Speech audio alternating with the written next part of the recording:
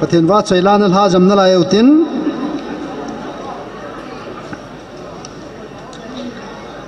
pa thon len amanin sama se penin ten man sa chai chai le nu ching le nu kim boy amanin in jomentin cheo phale mi pin pathian wa chailan na sa khom le tawe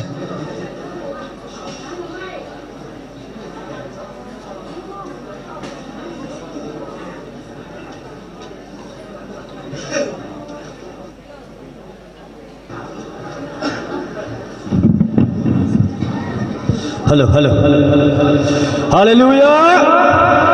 Hallelujah. Hallelujah. Pakaya phai. Pha châu sen. Pathin wa chai na digin ku kinam ti pathin gam tip gam ti kan sa do ding he.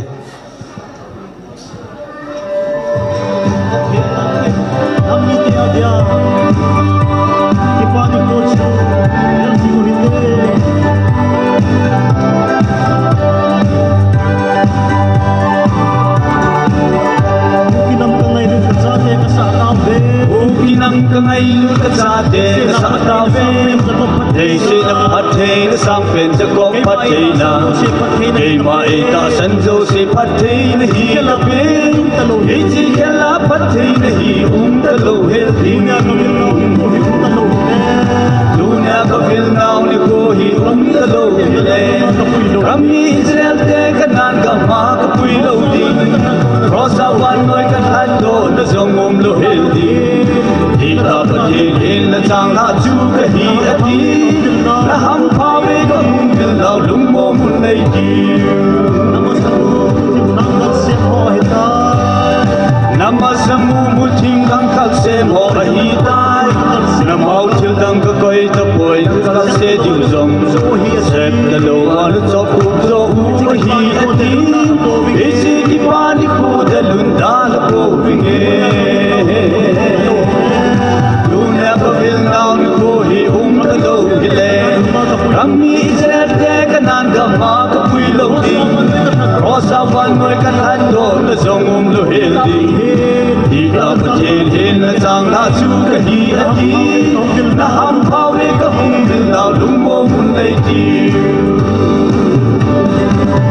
Bakaya phai Pha châu sen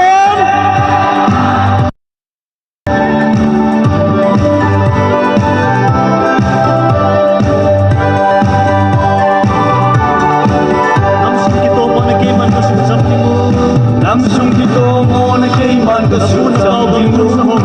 na buna pao kang sul sa ho ka bigit dibu ka opum na zong soma ka bedi sinti man na bidin man na bil sin na pinge dunya ka fil na ni ko hi ka lo bile rami israel te ka nan ka ma ka pui lo di rosa ka ka lo na zong lo hi in na chang la chu ka hi ati na ham pha ve ka hum dil lao lung mo mun nei ti ram lo na sang pe na to Emmanuel pathin chu ram lo na sang pe na to Emmanuel pathin chu na lage sa se tin wa se na la ngai ran ban pi le tin pi sing ei ho ka pe tin na tin pi sing ei ho pathin ei ho ban tin wa se sim lo ting ei ho pathin hing sing nya ka vil lo ko him ta lo Dunya ka vil now ni ko hi Israel ka lo le Kami Israel te ka nan ka ma ko hi lo di Rosa wan noi ka hat do na zong lo he in na chang la chu ka hi ati na ham pha ve ka hum dil lao lung mo mun nei ti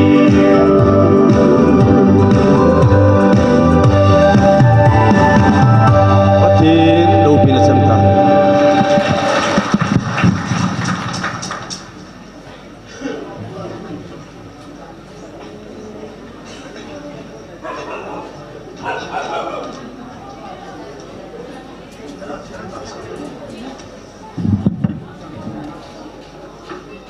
Symmetry langa gari kinga eco sport asan kho ane yim wale no setain gatol do lan phan te jo plami hu dim de hin salai la khumi to di je chun pam langa cemetery langa kar asan ki nga kho gatol do alawan ki paminte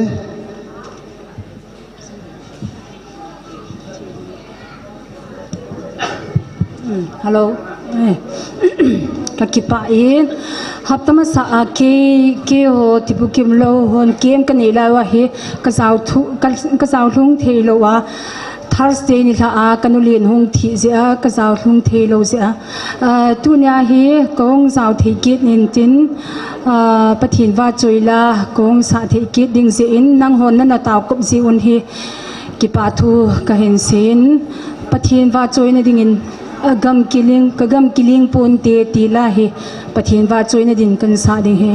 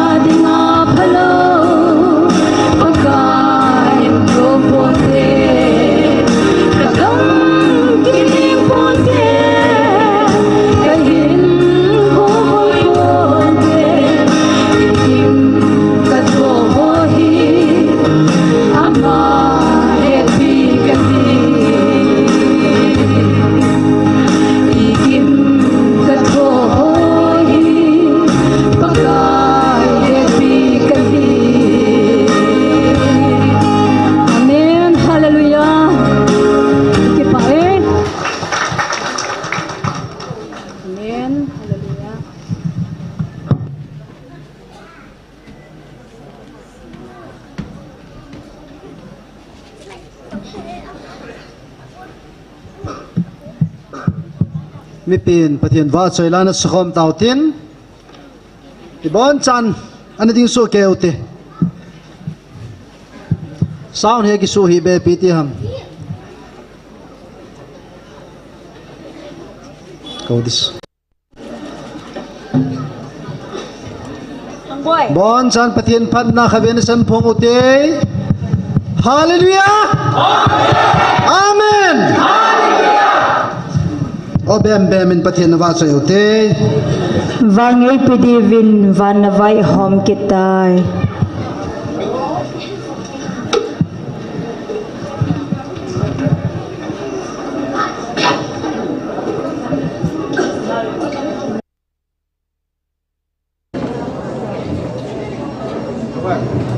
Keyboard again here.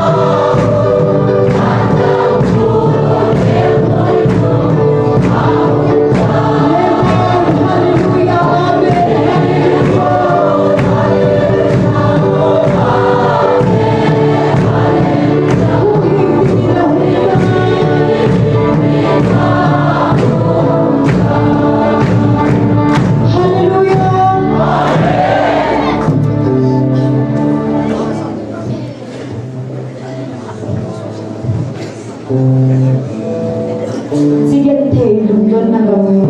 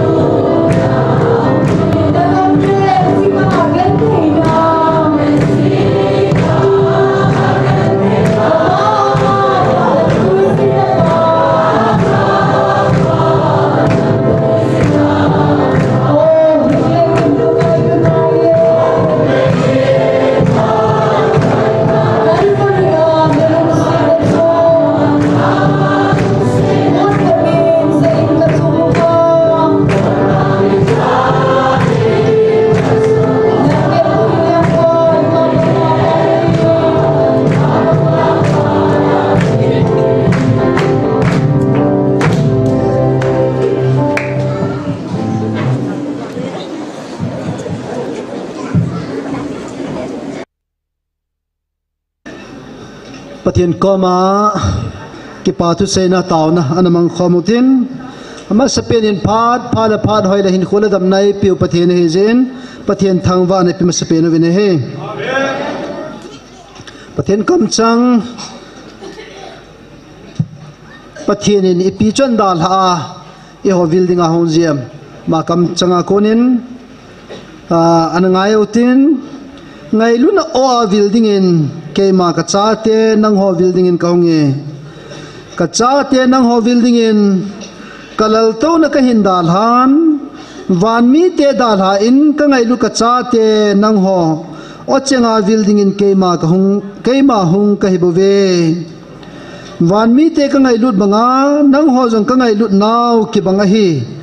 nang ho la a koina hi vem ne kya ngoi hon la a khat aman le adang dal ha amang ga hol lo dinga koina umuvem hi chi sanga chu ke man nang ho ka ngai lut zo wa ka hing na hung lun the na di wa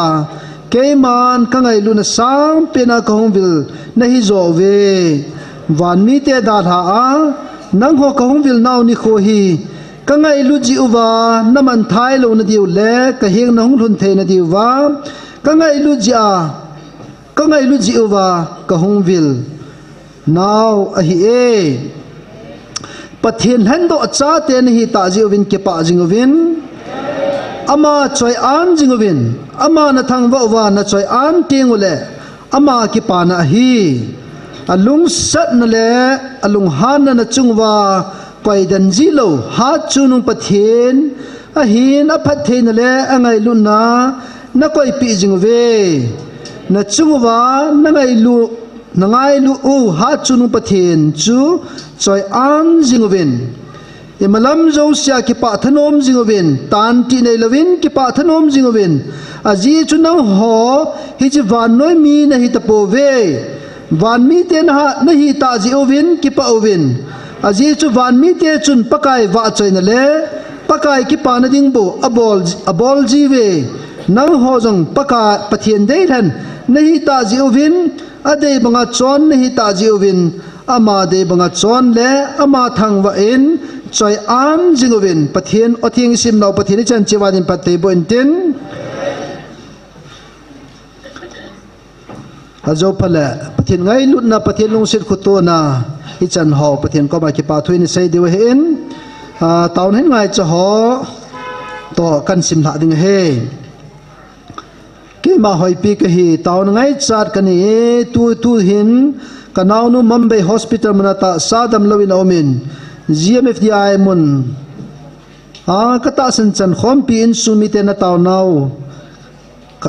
taw nau wa kanau nu dam na ding in jong nei taw kop lew chun dam ding kata sene ke yong tu ni le lam ka ko na Mumbai kanau nu pi dinga vai kon do di ka hin dam sela kanau to ki mutu thon na ding in jong na taw nau winei gel do wen ta san ka chan khom pi ka in sumite ho ka ki pa e tunya nau nu Mumbai langa hospital a umaman jong adal hin damal huna anaw jong pathienin damna pi a ai theina dingin pathian hinga tauna ina kop diu he damlo taw ngai chat keima el ho pu ho kip le ka chanu root hingai ning ta sa damlo na a kanei honin dam din mai cham ka hin sim hlani ngai lunin sumite nei taw kop pi vo kana na hi hai theilo ka hi keima pu khuma di phailen taw ngai chat Mr. Paugun Thang CPO medical ding amit hat lo adam theina ding la lol hin na dinga taw ngai chat ning dei them kum thuma hi apat lung thim boy hi in Krista zarin sumite adam theina ding taw na nei gel dew lo chun kati e mai chanan sime ta sanjala in sumite kachanu Grace lamne hoi hin 2 November sunga final exam ball pat ding hitan ama hi along thim jong hat pon exam lol hin theina dingin taunan ei komontia khong taw he ke ma Jamie Kipgen anu hinte so jo se chu in pathin ngai lut na ho pathian thangwa na pathian ko mang ki pa thu seu tin tu ni a o pathian him vil na diu wa jong pathian ko ma ki pa thuna seutin pathianin ku kinam mi te hi khat sama thalawa ama ko ma thun the na dinga i hung video jin tunin ata san thelo lai ho pathian o he thelo lai ho am tunin tau pi ki dote inam sumal haga mong thai tamen mo zo sidion tau tin tuni pathian evil na diwa la cha ho jong tau pi tin ki man cha na di zo sio pathian wa so le sa di ho he pathian ma puina chan na di ben bon chan tau na mango tin a chai na le mai cha mu ki sim hol han na upa thanga inan nei de hin tuni the dan chin pathian nga ki sunemen pathian nga tau na ana mango te ki pa tu sen pathian ko ma pathian thangwa na na piu te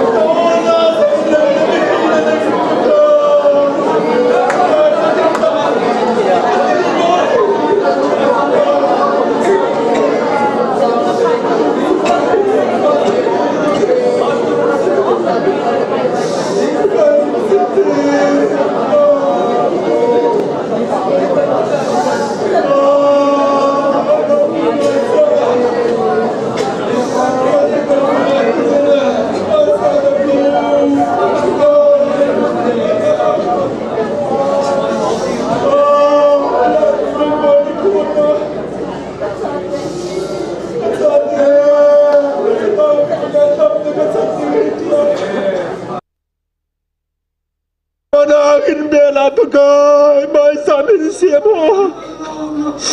Amin sin ka pa sa upoy pagkay. Naginaso kay. Ang aisan bang doon. Tawin. Nasin si Sumanin at tamlaw na. Nandaw daw siya naging tam na pin. Nalawpi na naging sulagin din na komin katapi ulit. Pagka nolin din nga isa na naangamay sa amin siyam hazaw siya naging head pain lang. Pagka nga isa bang dol tawin. Ang nga isa teho at teho isa kay pising papatin na nga isa dolo naging napiapatay na budin katapi ulit. Tuna na ang may sabon kasi mo yan lang sumlapay ho sa usin ng in. Pagka damlaw te ho adi nga tam na hiya. Lolhin law te adi nga lolhin na nga isan. Ne ho adi nga lolhin na may sab. Pagka hindi na ko nagim nam tuibang na isan pero hindi na ko tengkan hano ini. Law pitang ba na usin ng masangin ti agatum na gatum kilo nga dem gatum kao. Adol ta nangin patay na ibu pi di ba hingzing hat sunong kapagay nga ita. Na Jesus Christ am na nakoma katawa he. Amen.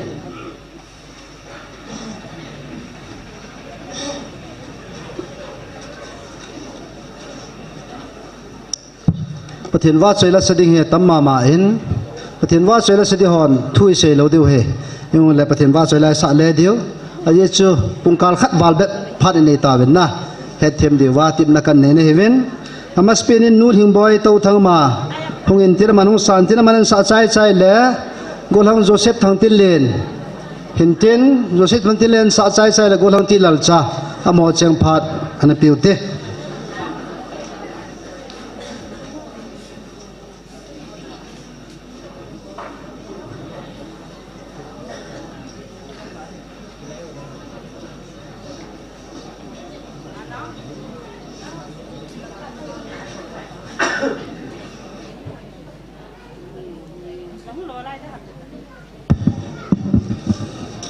Pathian ba chai la kei zong nei pujin tin sang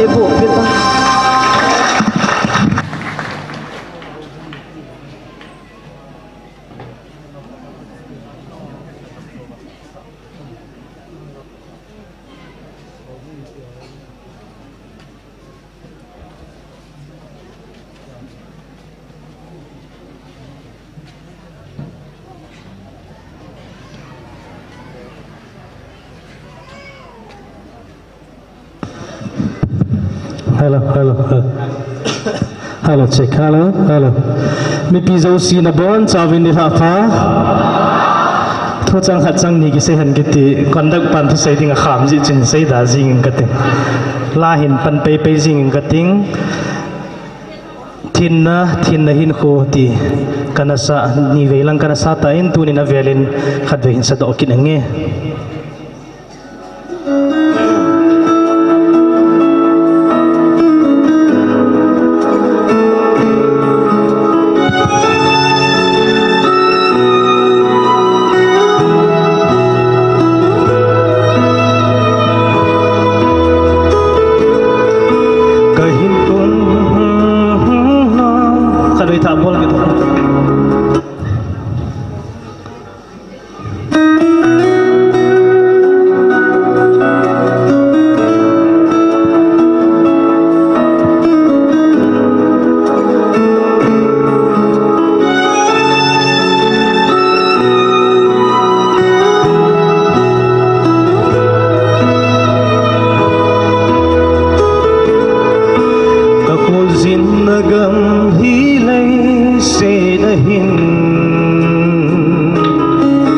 Pakai pathina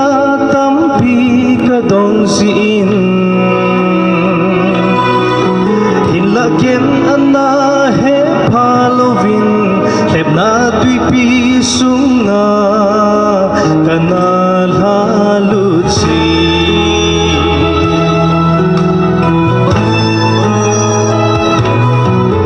Tahuzin nagam hilay sedahin Pakai pathina tampi kadong siin Hinlagyan ana he palovin Heb na tui pisunga kanal halutsi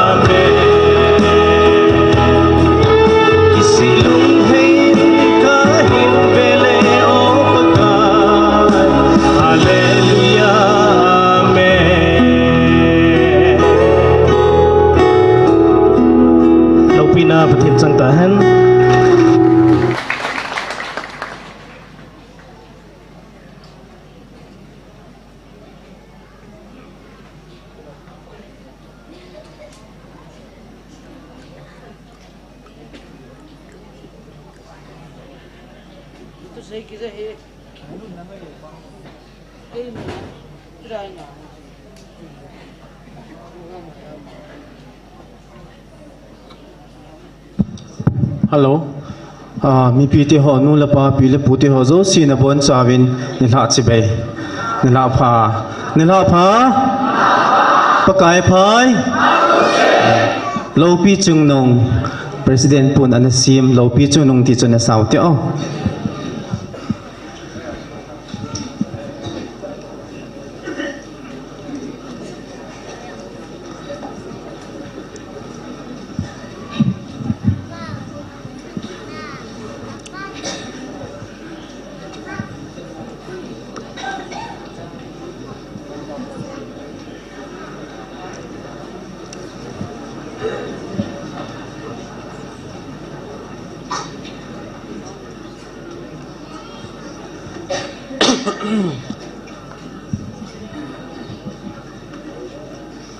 ipiti ham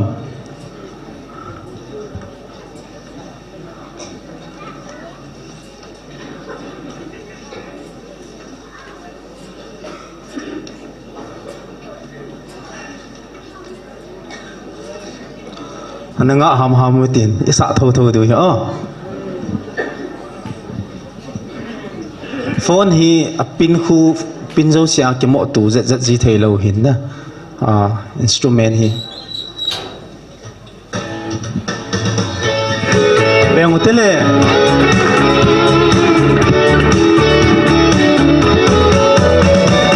hallelujah lo pi chung nung o kapa the ha chung nung lo pi pe Emmanuel nang ma ka thang ba jing no mu fe o chung nung pen ka va choi ui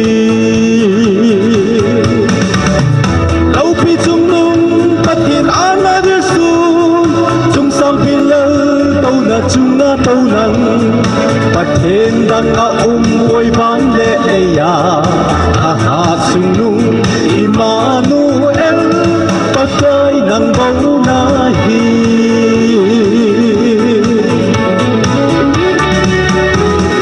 ban môn lâu phiêu na sang pe na tâu lên Giêsu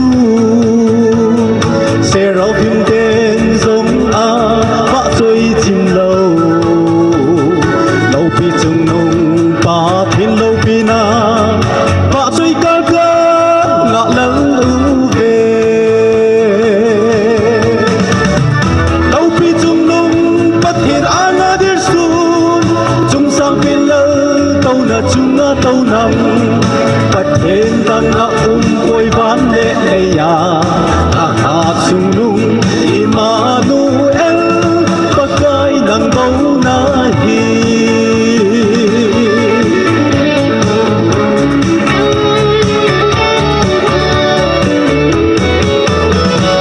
all of people hallelujah oh Jehovah ka ba chai u ve nang Emmanuel atun so na ba chai chim lo ding ngai u ve lâu pi chung nung bắt thiên an na dir sun chung sang pin lơ tâu na chung na tâu nằm bắt thiên đang bồi ván lệ ya ha ha chung nung Emmanuel bắt cây nắng bóng na hi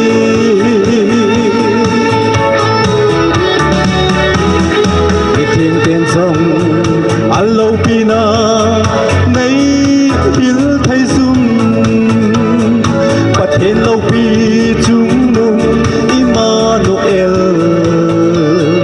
ô lê lệ ban hil xiêm dâu xiên dông ba am sung la ôn si u tê lâu pi chung nung bắt hen an na dir sun chung sang pin lơ na chung na tâu nằm bắt thiên đang ôi ván lệ ya ha ha chung nung Emmanuel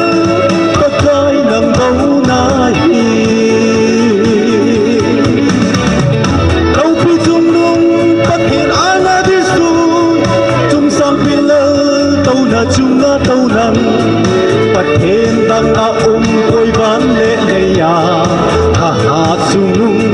Emmanuel pakai nang bau na hi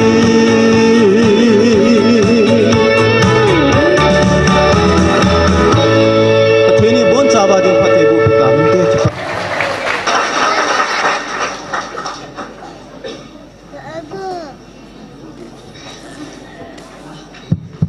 Pathian va chai lain sojo se ki paw vesan kun ha beng beng ute ban na chal kin utin nu tin nei chong in bible chang in simintin amanan sim chai chai le nunga boy nu sanapati to nu wawa amani ke videl din lawa pathian va chai lan sa hon de he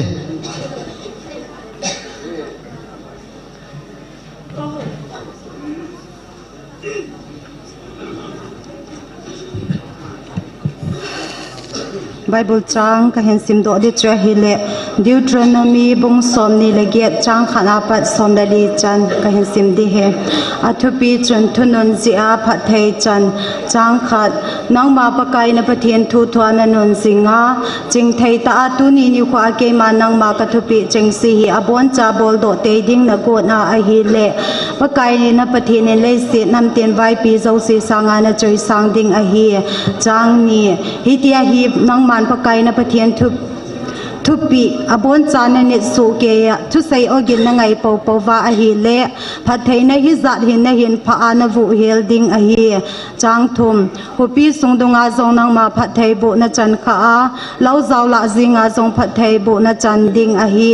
chang li na chan na naw zong phathei bu changen tin na lei si ga jing zong phathei chang ding na gan cha te zong achil ha phathei changa phathei ding na gan cha te zong phathei changa hong pung zal diu chule ne kyal ngui te zong phathei changa diu a hi chang nga na pai pe zong phathei changen tin na chang bong goi na zong phathei chang ding a hi chang go na vai hun ting zong le phathei changen na tin na vai kun ting zong le phathei na chan ding a hi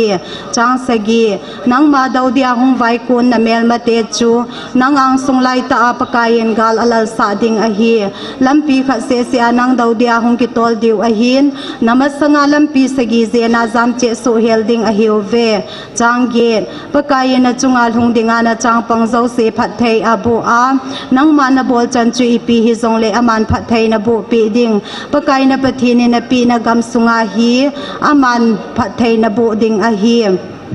chang ko chuting le le si na mi tin vai pi hi zat hi nang ma hi pakai mina ke kau na hi ti amu do so hel diu hi zia chu na gin so hel diu a hi ze chang som hi tia chu nang man chuting le lấy si na mi tin vai pi hi zan hin nang ma hi pakai mina ke kau na hi ti amu do so hel diu hi zi a chu na gen so hel diu a hi ze chang som la khat chu zong le pakai ning zeng zunga nang na hau do sa ding na cha na naw phat thei abu ding na gan cha te phat thei abu ding na lấy si ga jing zong phat thei abu ding pakai na pathinin na pi na gam sunga hi aman phat thei na bu ding a hi chang som la ni pakayen van mon zau sia agau khol na hin hong do jing en tin hi tabang agau khol na phata a ko na hi kum ki hai phat cha na gam sunga go tui alha sa ding nang kum ki hai phat cha na gam sunga go tui alha sa no ko da na to chan chui pi hi zong le phat thei bu na dinga abol ding a hi chuting le nangin le se na mit nam tin vai pi tam ta na tu a thil ba na na hop ding nangin mi ana gala ba lo hel ding a hi ze chang som le thum hi tia hi nang man hi tia hin pakai nang ma alu changa na pansa amai ne hi sa lo hel ding hi ji a chu na khan tau tau jing ding na la su lo hel ding a hi ze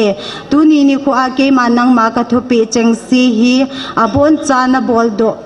do te na ding ana chi theya hi le chu tia chu do ding na hi chang som le li chu zong le nangin pakai na pathian thu pi thu ki sei cheng sia ko na hi ne ki hei do hi hil a zi lam vei lam zong na zut hi hil a pathin lim sim tho ho nong pol na zui da a hi tabang ho hi zan le ding a zong na gut da jing thaya a hi le chu tia chu do ding na hi pathin thuing sim naw thu nei pan chan chi wa nim phathai bu pe ta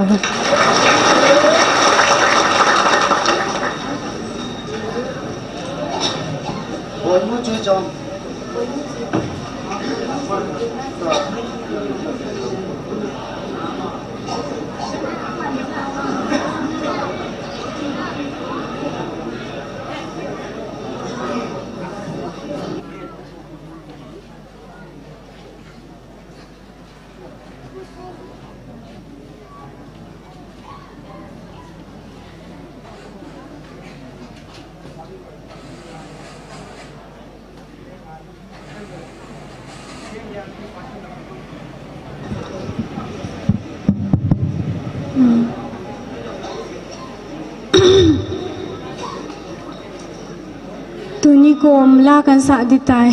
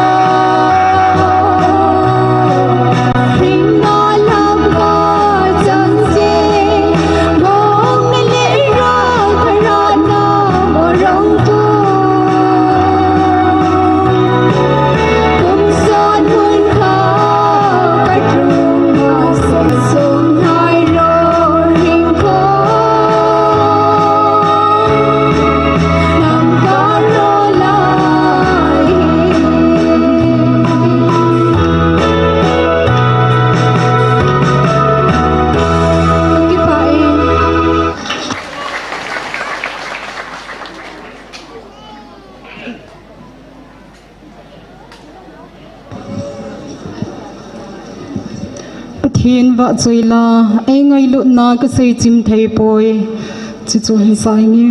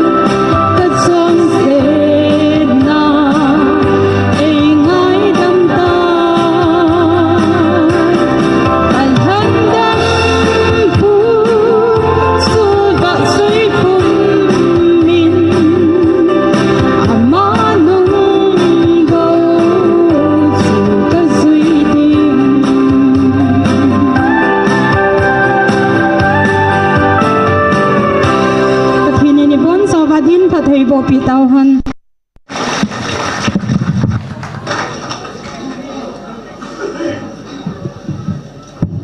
kuna beng beng kinote pathin wa chela sading na banin pa thong len to golang honeo amani ban banan ke thadingin phani pikinove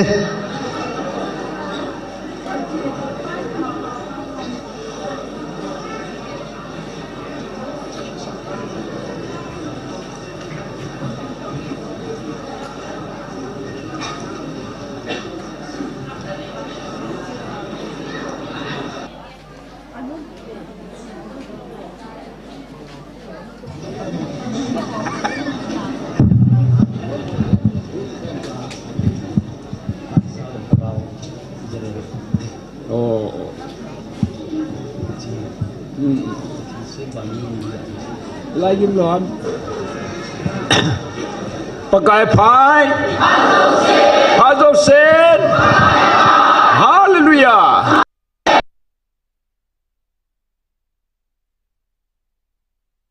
เดลเตจุตาซาเห็นวะหิน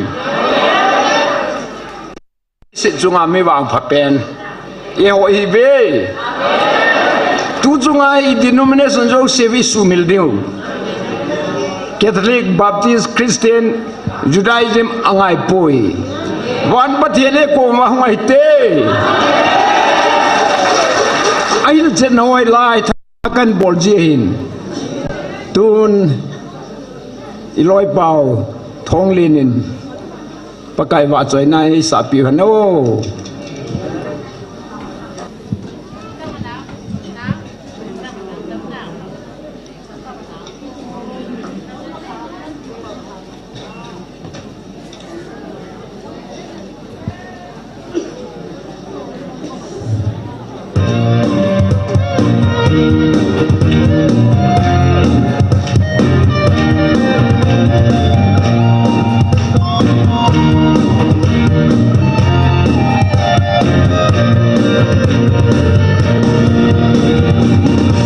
Manoi mi hisana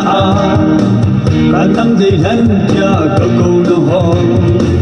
na ham hawe o kanam mi de ina berwanti lina pumtai izerte nei salohi eiman kana gunsa amma hota sa kadhan lam ho dhaga wa kadhan Ichi hiwan wajah sanbang pape lahi Hadin hamsing ubin kanang mite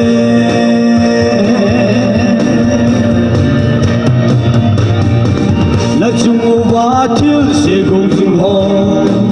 Kisuju duyu ay tina seize Hachungu watil akitip na Nang nang te chan lo la chang ve ye je veri sanohi ye man kana kon sa amma ho ta sa la dhan lam ho laga wa kadhan ichi hiwan lo ya san bang pape nahi hani ham sing ubin kanam pite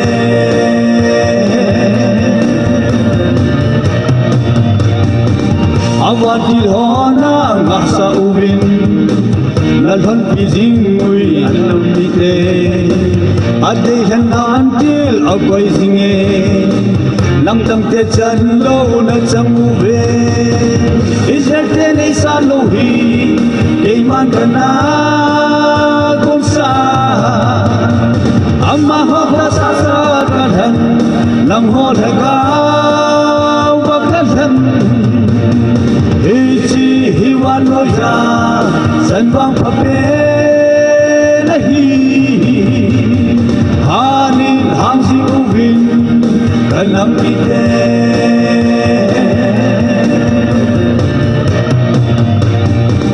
napuna pateu Israel mite Ima ina sang tahi zong leo Dunia nang honam deilan ite Ka Mashoda ve tun ki pa ubin Ijete nei san lo hi Iman kana kusa Amma hota sa kadhan Lang ho laga wakadhan Ichi hiwan mo ya San pang pape nahi Hanin hadin ubin Kanam nite Hanin hamsing ubin Kanam nite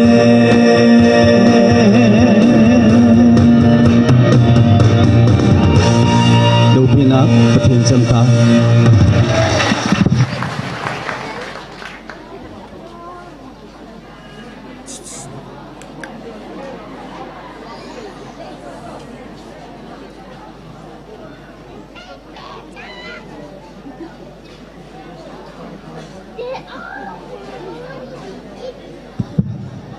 Slide that button.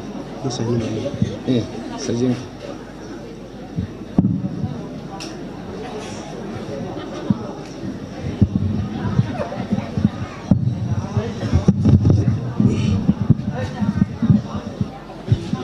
Alam thay thay lamo tin, ading thay thay dingo tin, Pathin lo pin ading na, Pathin wa choy na ding no.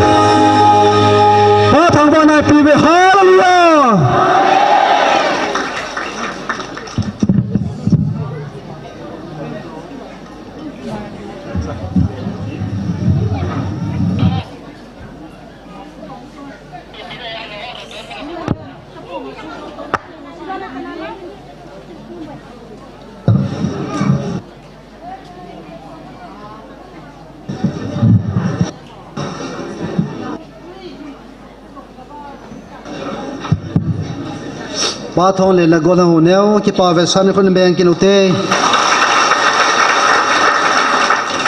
ti bu kim lo kem date 5 ma pa na date som chan ana chu lo thing selling ki chain kema panpina collection ni bolo he in chule ito khom ho he bonin lagni la sang ko le sigil som get a he iza daw he thum le som la ko le som gup le zagup le som ko he de tua kangpo pilanga ho lo yang tu ni chan ge nam na lai ven khon hin dam wo amu han lang mu the lo yang le tibu kim lo ke ma honga dan lai ho kem mi som ge awalin chula chat le ho le chilai muna anum dan ho to mi za wal hin jingka ni ha en kine heti he tuni in isei do nom bit lam kai holang ko nangan sina dung zo ya kan se he tunin kampo pilangai so pi ho he gari nya hong heaven gari khana somni ni hin amo jong jingle pathin dam na pi wa gari hla la kile de we tunin ikipal na kham khaman sab khom kilotin ichi sunga chun golang lema to golang thang neo mani yang sanapati khat yang kholang be ve galmol hoi ronin ani gelana khumlo he amnin pathim wa choi la hin santin ikipal na kham ti bukim lo ho in lang mun jut na dewa kaungpo pilang kiwai pon more lang cheuno pal lang zon de ho jang achi lo lai jalam khada min agam la lang se he tuni ni ki phal na kham khaman to khom dingin pakai min tip na kan neven tun amani pathin wa chai la sadin anako te lema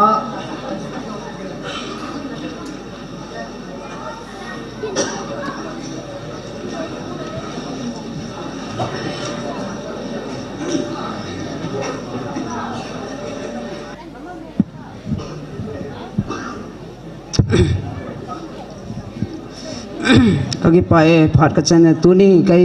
busi ka bai be chen ka o he so talo ei ba jong le i thai na ka sa ti ta hen pakar ba chai na dingin le set hin kho ya ti chu sang ka sa khelom jong le ngai dam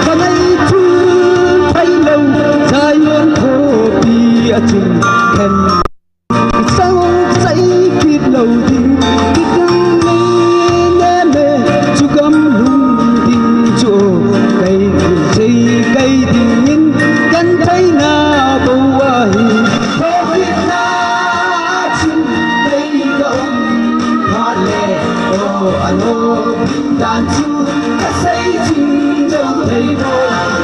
alo đi bình đàn hiến con hòa bình xây dựng trong thầy vô nghe alo bình đàn chu lấy sẽ hiến khó hiến đi phá châu hiến trong lệ đàn hoa ô có ấy bình đàn chu đàn chu mi hên công ta vinh xây chiến dâu thấy cô nghe có hay tiếng đàn chu có biết na chung đây đâu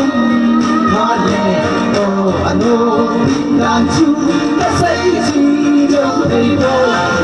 anh ô tiếng đàn mi hên công ta vinh xây chiến dâu thấy cô nghe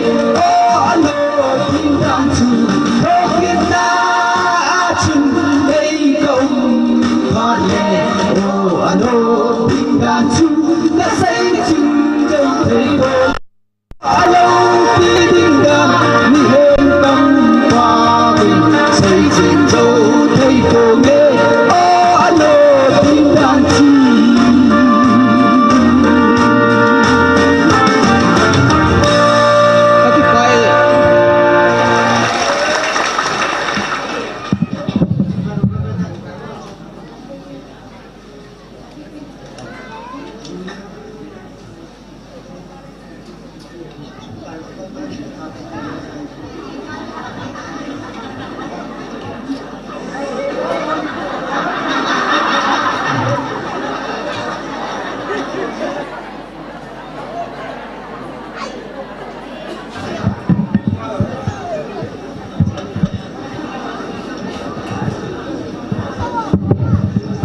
Halo,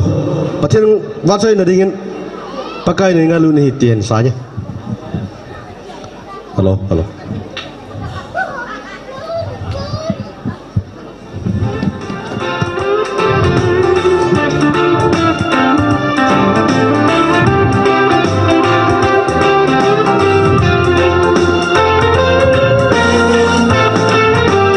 Pakai ini ngalu nih đăng nhẹ son sét mà thì đứng lại xuân ca hình đi xuân là ra là thôi tal bari thim ko sar hu kita o pakai kemi son se de in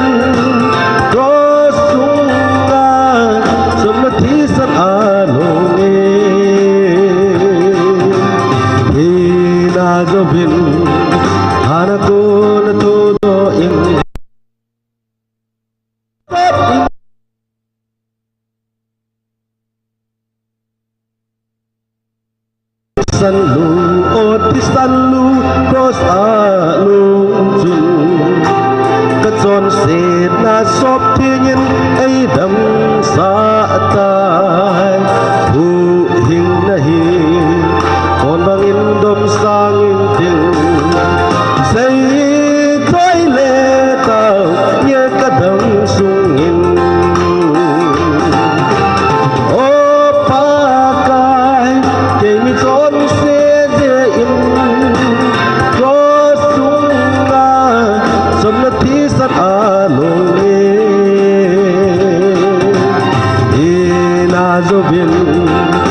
Hãy subscribe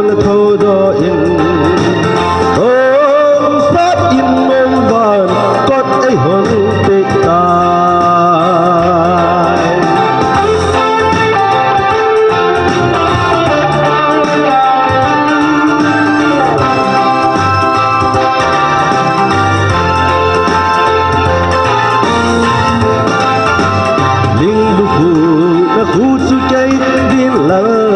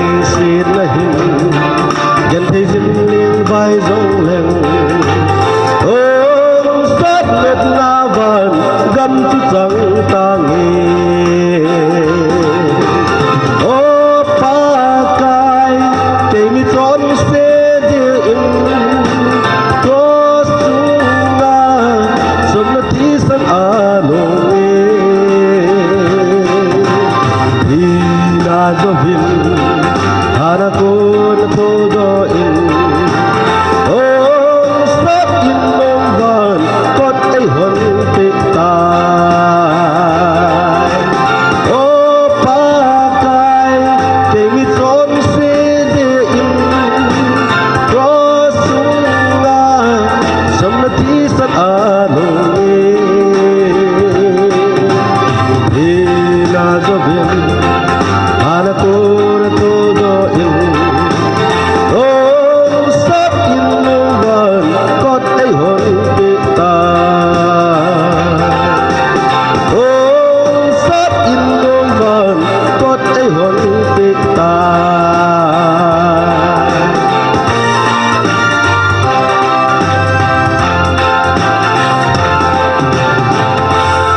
Pathian Lopi na sang tahan.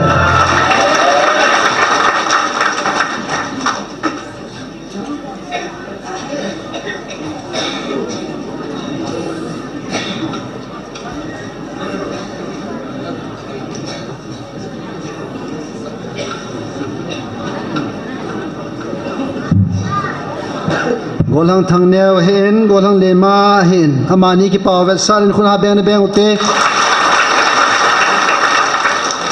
Ki pamin kem ho jong lot hin sel ni ki chai. En hon ho jong tua he hon jing alai hin mi janam khat. Chule ke ma dinga silai muna ene kham kham to khom ho hin. Chule GPI hin asuma ke sa hin pi ho jo se. Na bon chau chunga ki pathu kan se ne he. Chukele evangelist nu le family akon in jong chate ho ahin golang lelem MT sa chai to gomin bong khat jong athapi weti chutunien pongdo no moven so zo sian to khom zo se le evangelist te ho pathen la cha ho speak lai pon pi ho zo se ki pa ve san ko na beng te tuni minute som la nga ta bang ini veng mi pin jong patheni wa chai khom nom ta deu ta sanamin tu na chai na penin nu chi chin district headquarter aman pathin wa chai lain santin amanan sa chai le mi pin pathin wa chai lain sa khom deu he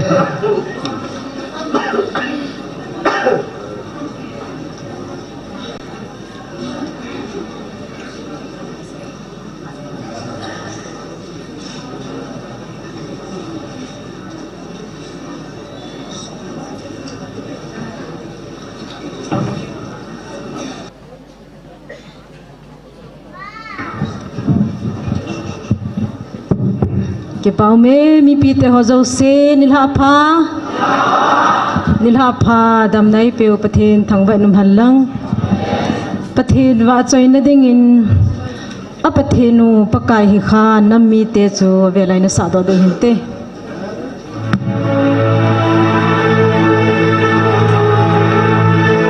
Psalm number som thun le thun chang som le ni apathinu pakai hi kha nam mi te chu anun nom a hiovin pakai sin agaulo dia dan do mi te chu anun ove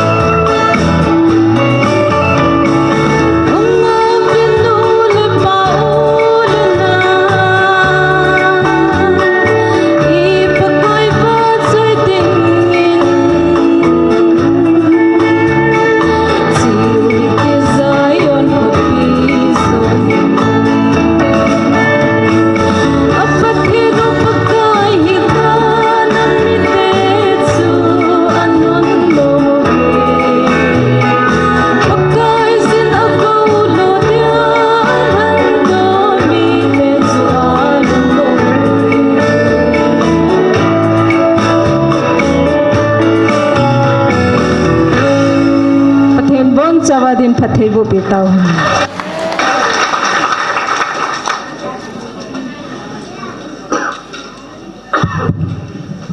ว่าช่วยละสนมมาสักหลายนุ่งอาจงเนี่ยละหมอมอยยัง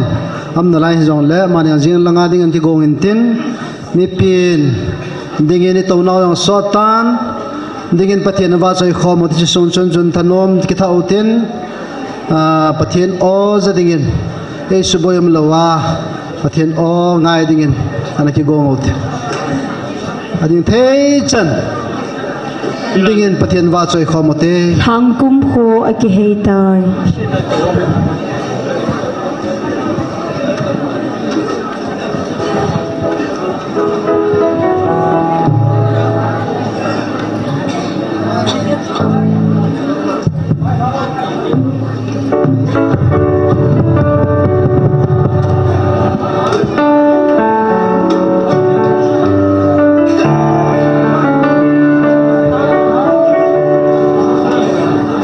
Panas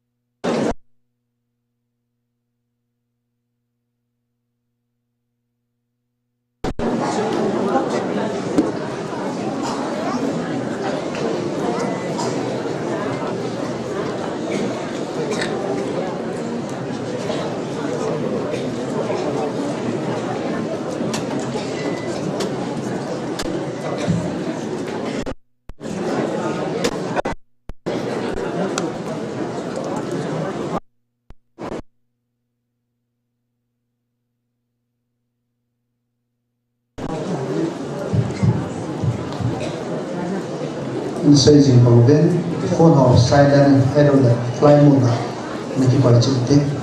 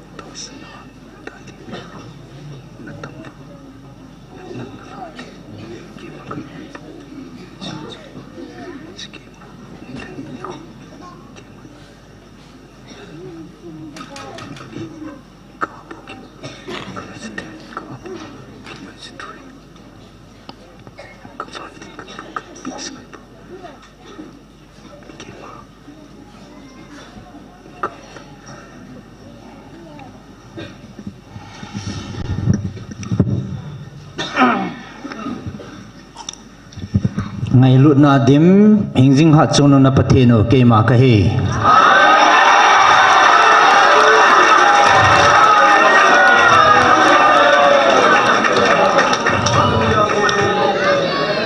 hi chỉ thu hi năng man na hil chin ding hi tin hil chin na trong hot kan nei de he Gabriel Van Til in Solpiva avil na ding ni kho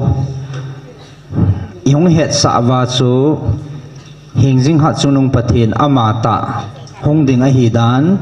katha chate ni nang ni koma kan het sa hetan en lai chi chu anaki phung do lo he ai chu phun do na dinga ai na ki phalpi lo hin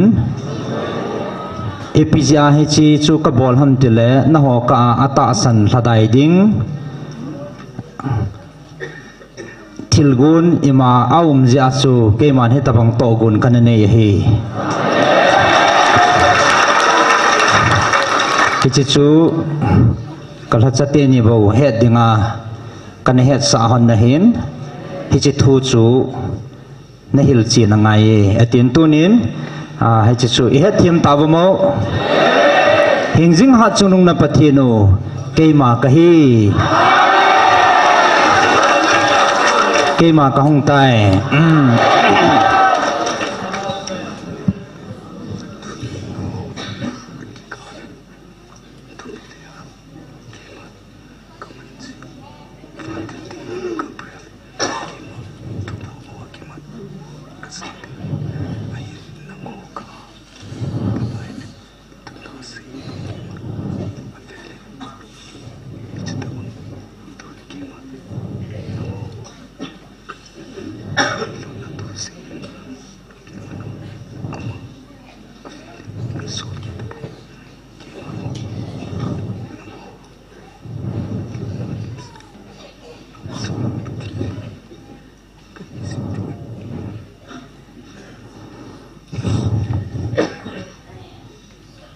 nang ho ka palaya panga kahet sa nom ho thup polia kanaman sa Gabriel Vantil kanaman sa ahin dunia kunin ama mangcha talawa ngai lut na dim hat sung na pathino ke mata ka hong vil si ding na ta ve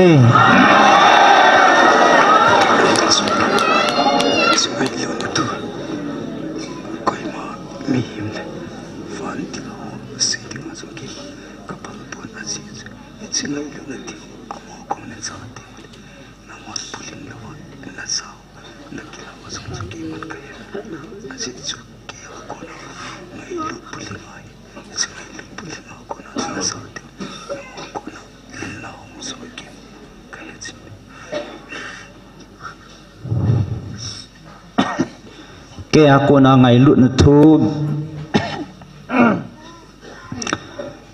na thu gil ta hi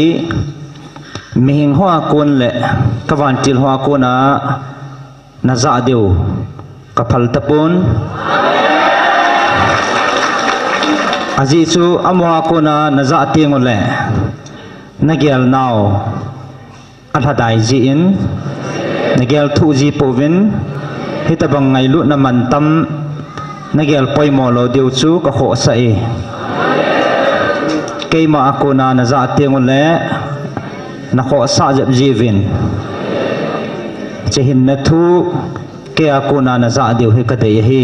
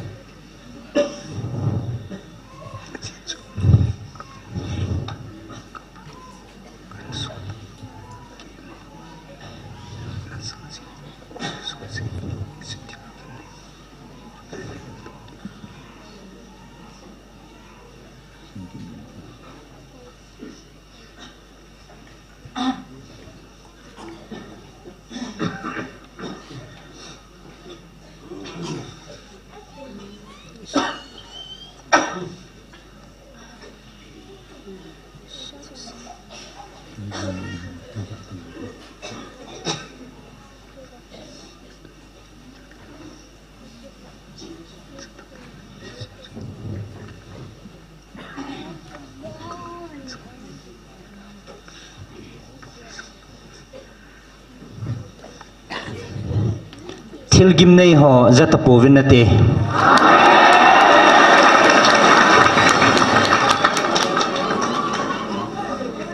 aji chu hingjing hat chunung na patheno keima o na za ta di jevin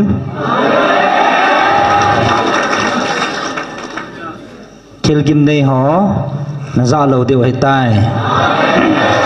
aji chu keiman ka hong vil jing ding nei ta ve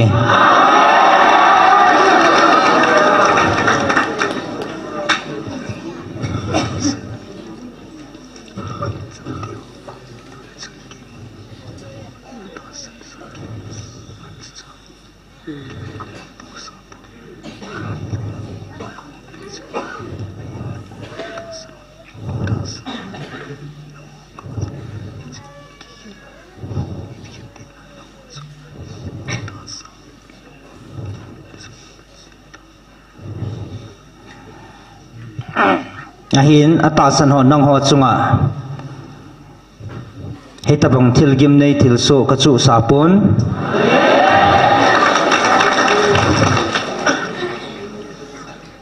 nang ho atasan lo ho ka jong het khan na mu thein ne chen thei ta ve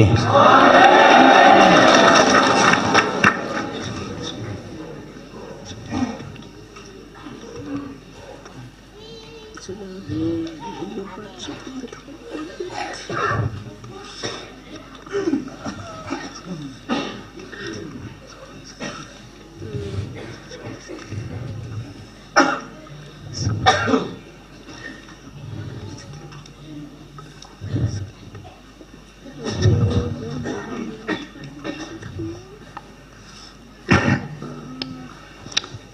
hat chung nung na pathinu ke ma na chung wa ka kitip na thon ponte na chung wa ka kitip na ho khat cha thon lo ding he aji chu ke man nang ho dinga atila pana kanagon sa hai tabawe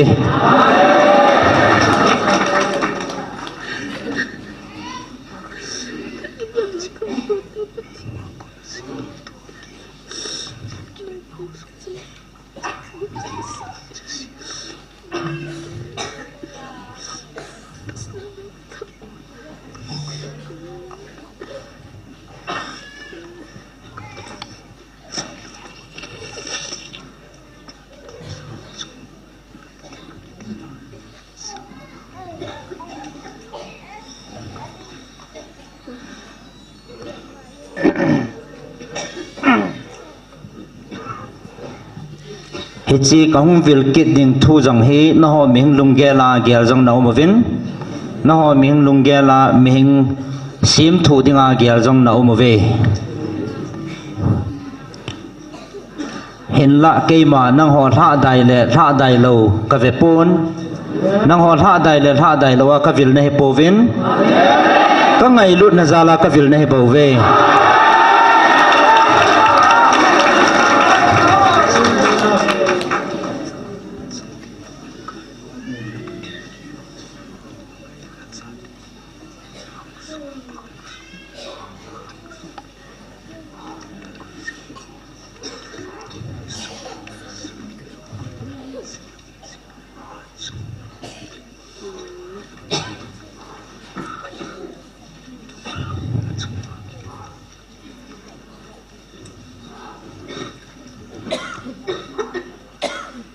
aji chu ke ma hingjing hat chung nung na pathino akitip na thon ngai lo akhanga khang son ge ya kitip na koi zia akitip na thon ngai lo akitip na mol so lawa koi ngai lo hat chung nung alpha le omega pathin ka he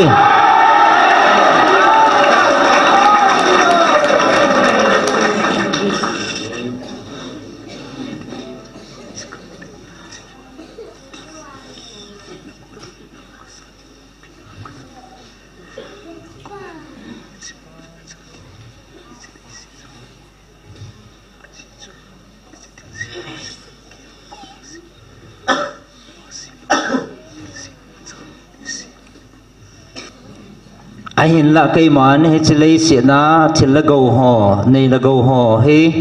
na ho ding in niaw ka sain van mona van go na lo tiu zong ka dei sa na hi ve aji chui chi thil sim ho zo si hi ke ma ku na sim lo khat saum pon he chi lei si thil sim ho sanga van go na lo tiu ka dei sa zo hi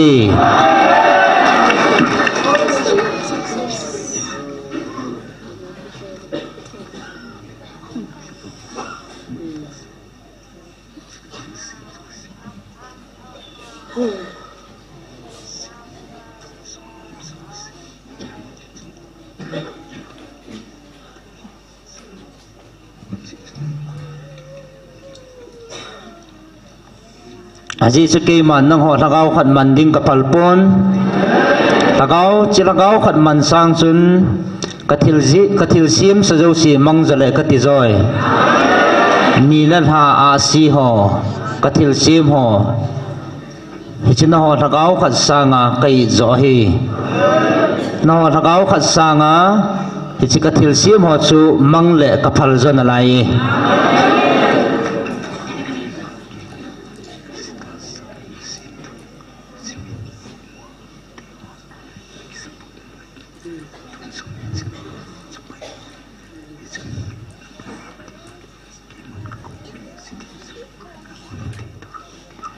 ai nang ho he che ta sa mi na mu thei thil hon ki saboi na lai ve he che ta sa thil na lung put ho che pai tha leu chun ke man ka koi pi go chu mu thei ta ve na te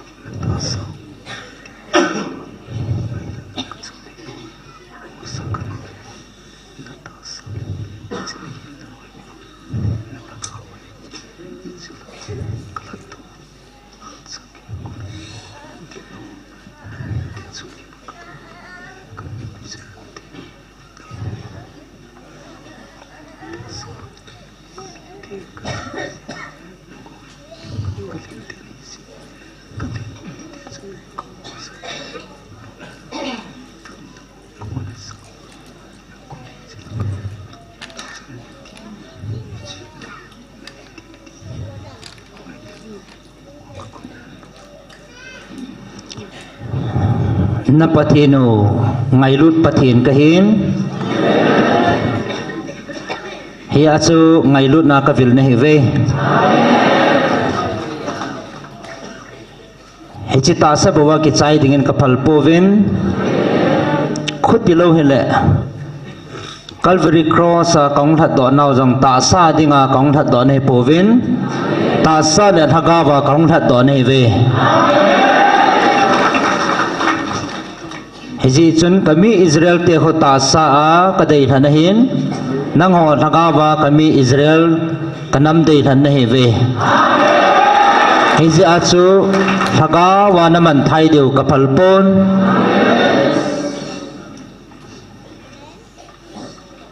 thaga wa ka than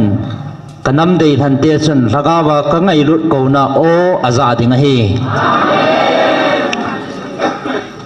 chỉ có ngày lút cầu nọ hay bảo vệ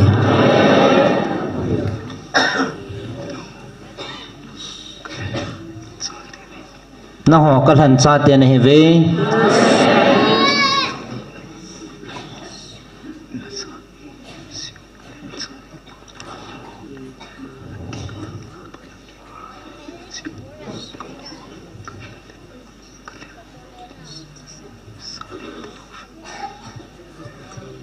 dunia ko na za jiwa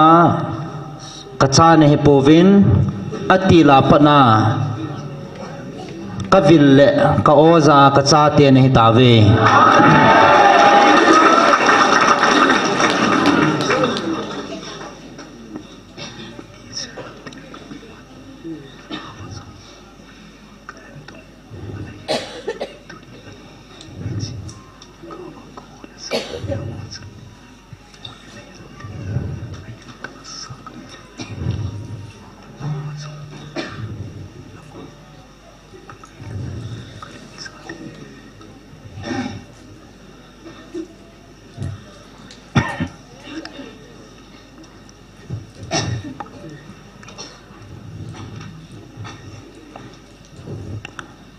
kami Israel te ta sa kalhan kacha te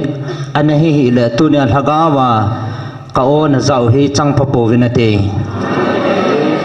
thagawa kami Israel kadei han nehi jiwa tunia thagawa kavil na on za theu hi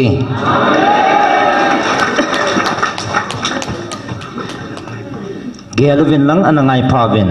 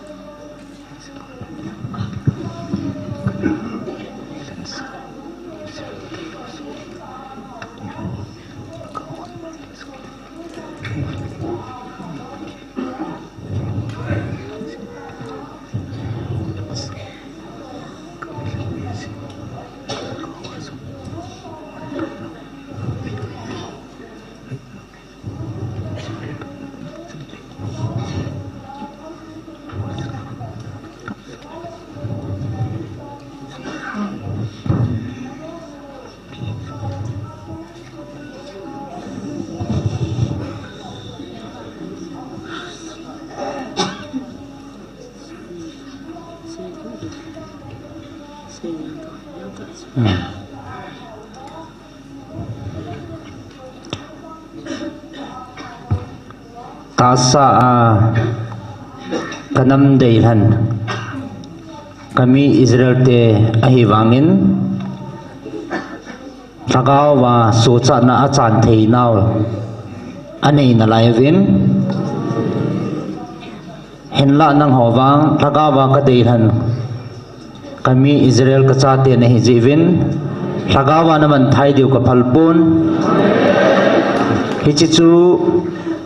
ke ma mit vatna koi luzo na hivam tagawa naman thai ding kapal povin ka ngai lut naw nang ho asange beje achu tagawa ka ngai lut na o na zau ahi hichu koi hile aza a ata sandinga chu tagaw hin na lampi ahi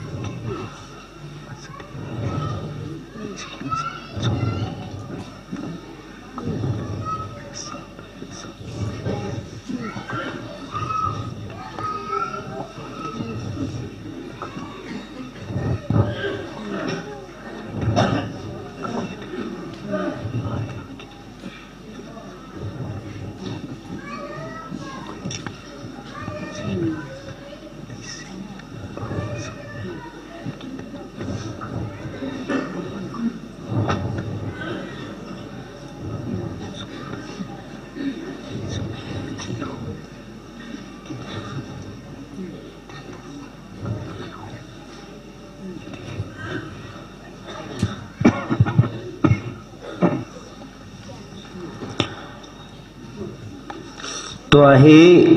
kanam deilan ne hi jiwa ta sa kanam deilan kami Israel te chunga janggal ka sain nang ho jong kanam deilan ne hi jivin na chunga wa gal kachu sain kanam deilan tenin gal na ne wa hi ahin la amahon ka o za povin nang hon wang ka o na zave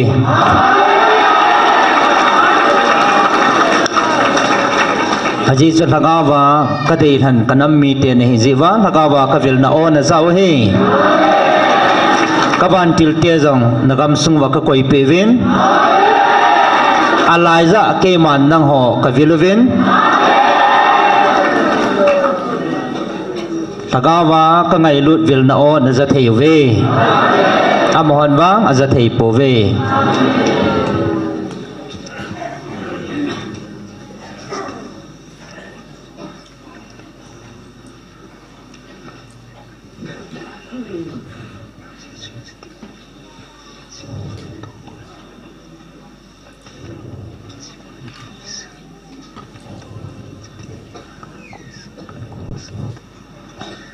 ahin la na honi chithil hi lungdon nan ne hivin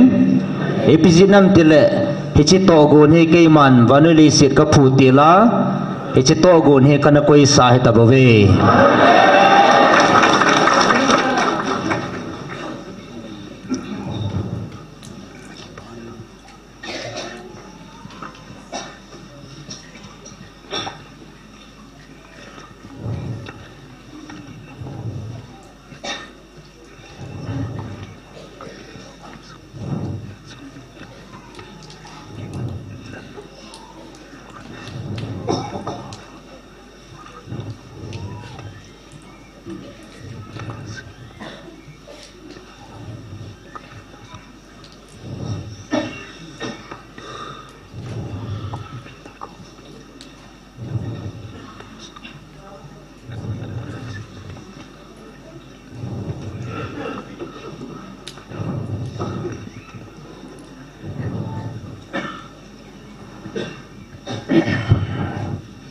na hoa ke pa na le na thanup nau ka ko mang thung tan ai ja chan na chungwa ki pa na le lungmon na ka koi pin jong thadai chom pon te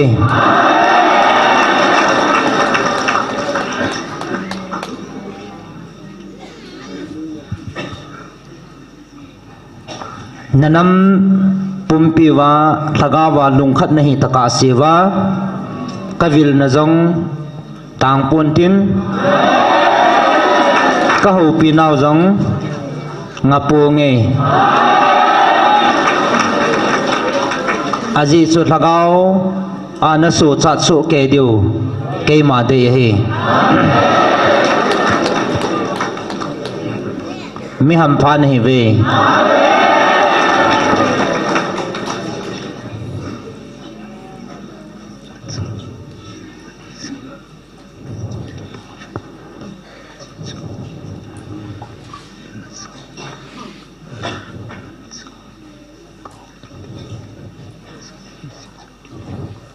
mi ham phan hi ve ki phun na thei hlatsan nei zivin ki pawvin aji choma kona na zau hi pon ke mon am ho mangcha ka hu pi ne ve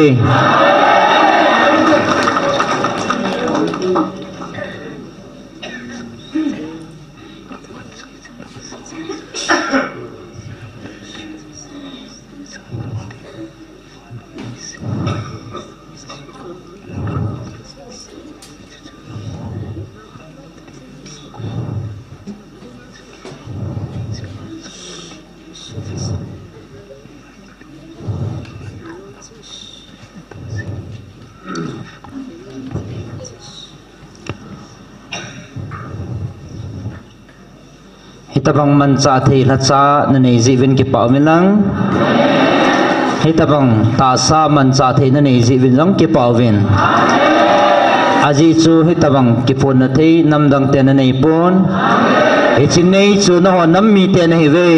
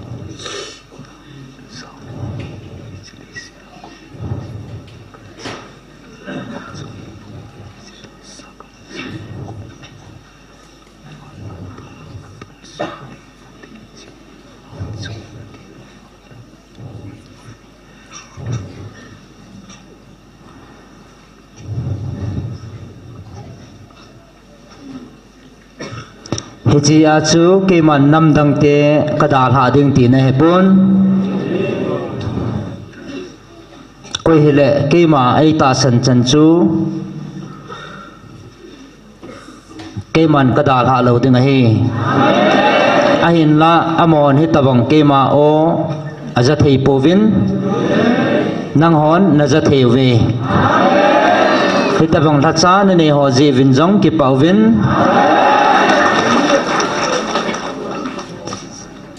hichi hi kalhachate nia kon jong hi pon hichi tasa kamancha pa kon jong hi pon keima hingjing hat chunung na pathino ngai lut na o ahi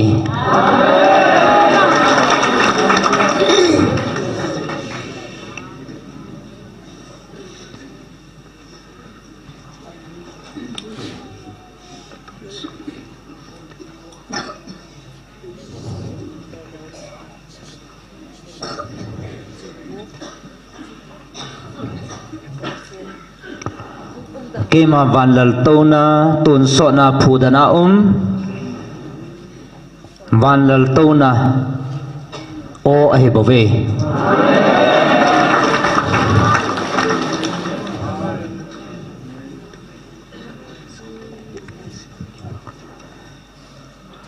chỉ on za thầy gì vin nang ho ki pau vin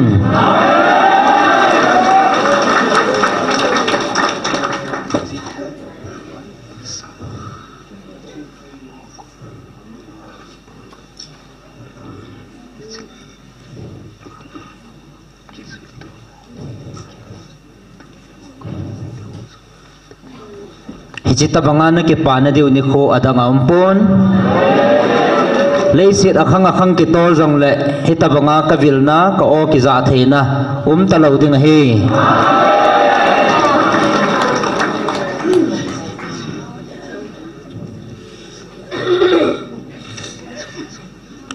aji chi china zau hi namdang te chunga jong umpon tin atun so na talo ding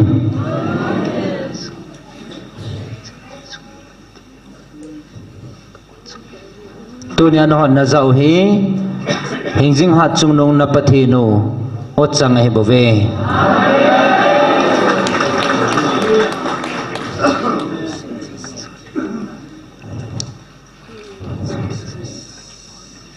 kangai lut ka cha te ho na ho he ban mi tian jong na ke pa pe vin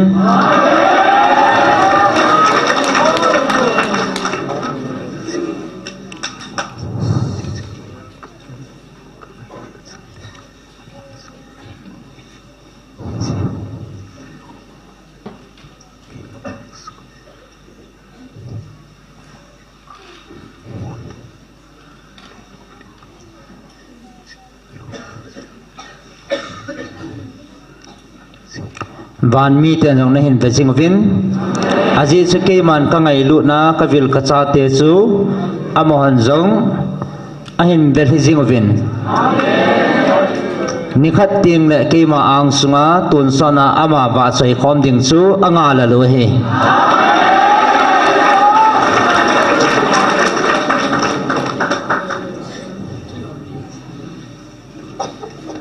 na wang na ke pa thei ta ve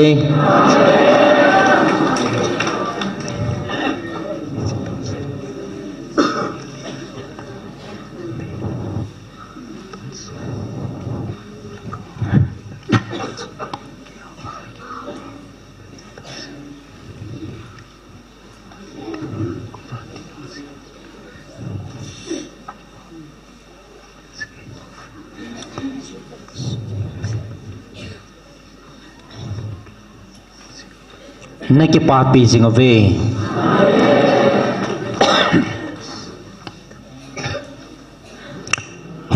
hichi ta sa lungyal ngai tu na ki pa na ho na nei ji wa ki pa na hi povin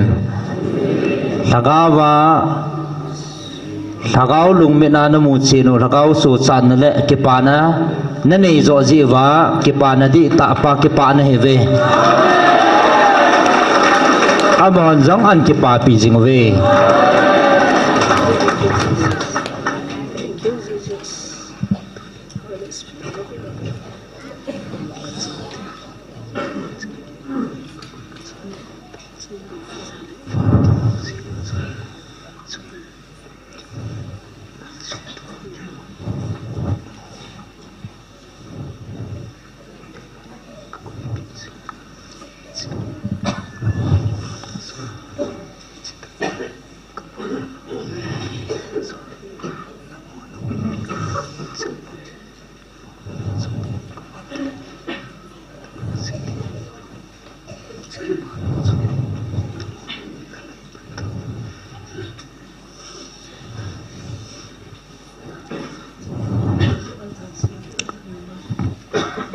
tunya nang ho ban mi te banga ka ngai lut nei ve hiya chuna chungwa van til te jong ki saboya nanga jing o he je van mun na thun te ngule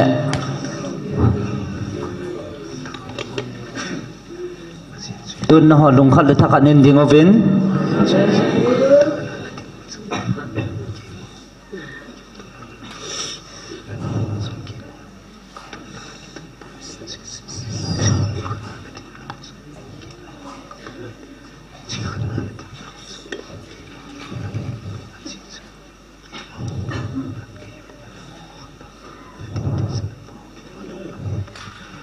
na ho lung khat en ding vin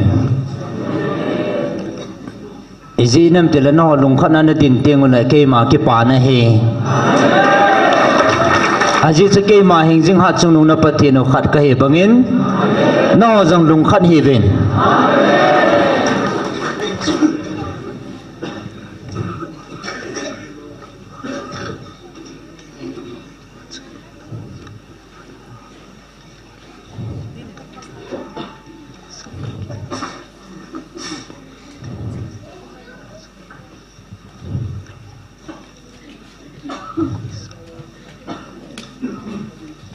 van mi tiền rằng lùng khát cái máy và chạy bằng vin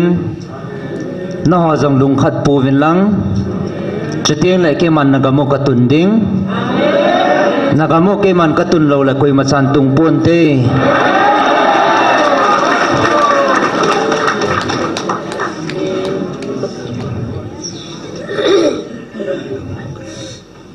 thil dang in nó họ cái hình vel buôn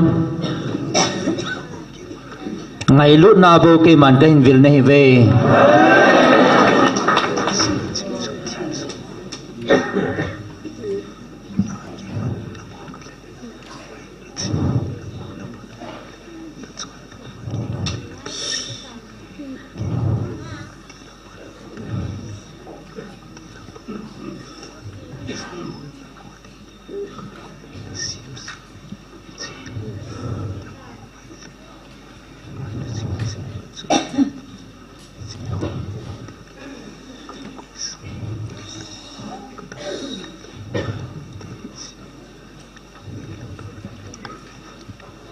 nó sang chinh gió là hậu gió họ cái vil pol năng họ hi ngày lúc ra là cái vil này bảo vệ aji chu atila ko na ke man na ho dinga to gon kan nei sa ka ngày lúc ra là bo ka hong vil này vin năng họ phat wanga ka hong vil này po ve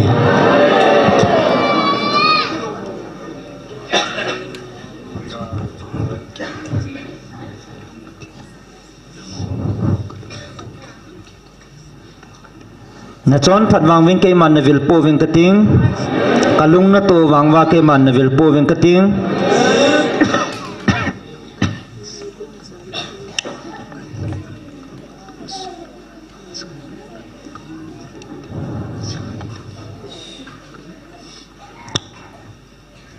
ngày lúc na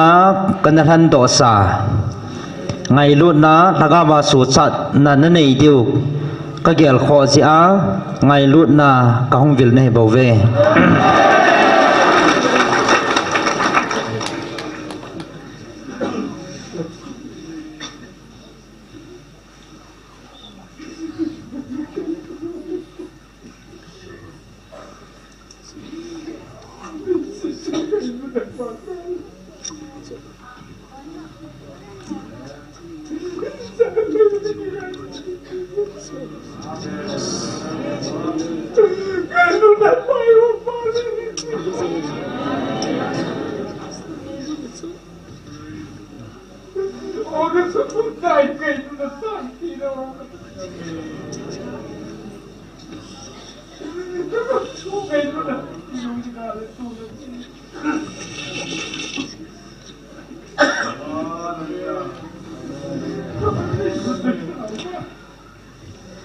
ngày lúc na zala bo ka hin vil nei vin ko hele echi ngày lúc na nei lo wachun mo thei pontin ngày lúc na panglovin hethiam thei pontin ngày lúc na nei lovin hachien thei ponte hechi ngày lúc zala ka hin vil nei bo vin ko hele hechi ngày lúc na dala chu achunga so chana ka koi lo ding he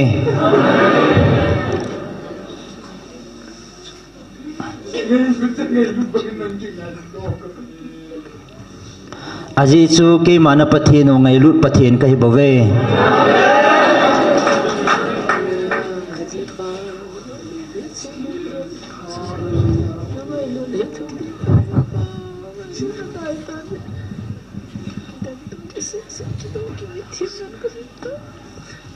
ahin hi chu nang hon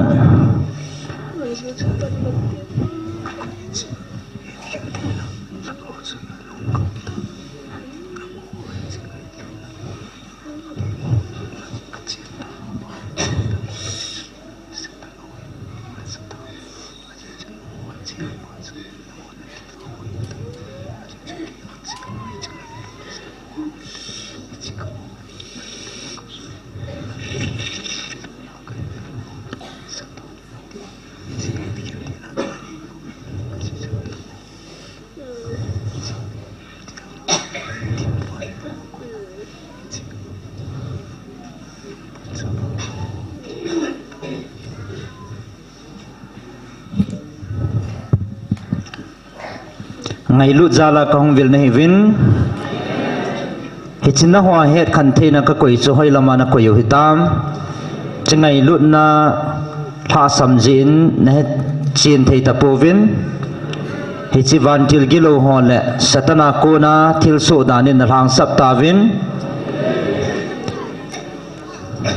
o he ada na hive aji chu nalung sungwa ngai lut na a ke ma ka cheng tapon nalung sungwa cheng ngai lut na hilo agilo pa thil bol thena ko na chu hi chi hi ngai lut na pan lo ja hi chi hi satan na to na hi tia thang sap thei na ho na sungwa ko na hong pot do hi na hoa het khan the na ka koi chu hoi lama na koi hi tam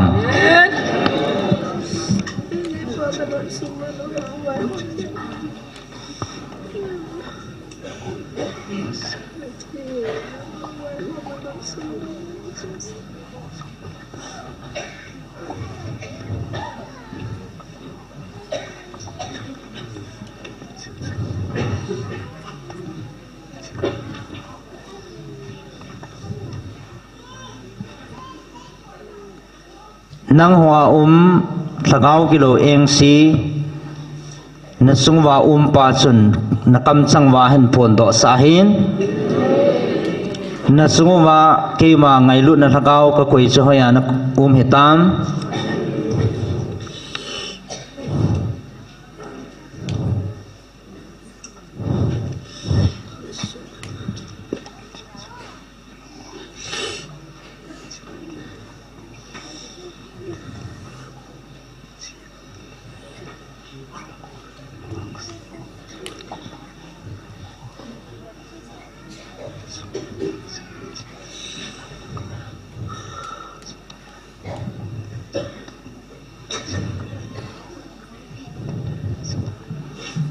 aji chunang hoa van mun hoa ko na hong kinol ha thagau kilo eng sio chun nalung sung wa na to a kam changa nein pon do sau hin ke a ngai lu na di ta pa chu kila leu chun hi chi het khan the na nei ta vinate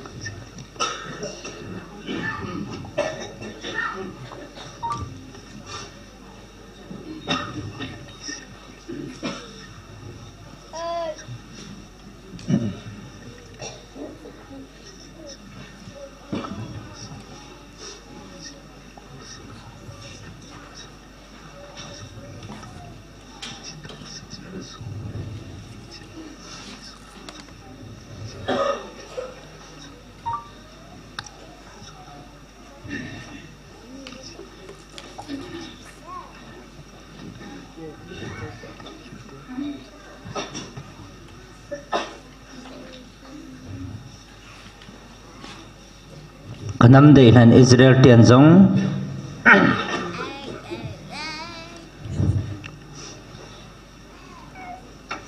keima ai na khanu hele crossa ai na khen be povintin amo ming china asan ta zile amo a het na akisun ta ziwa keima ai kan thei ta povin banoi hu dinga kahunga ngai lut na kahung chu alung sungwa ata asa china asan ta zin keima ngai lut na achen ta lo jin keima ngai lut pathin ai kan thei ta povin hiji achu ai na pi do ai bove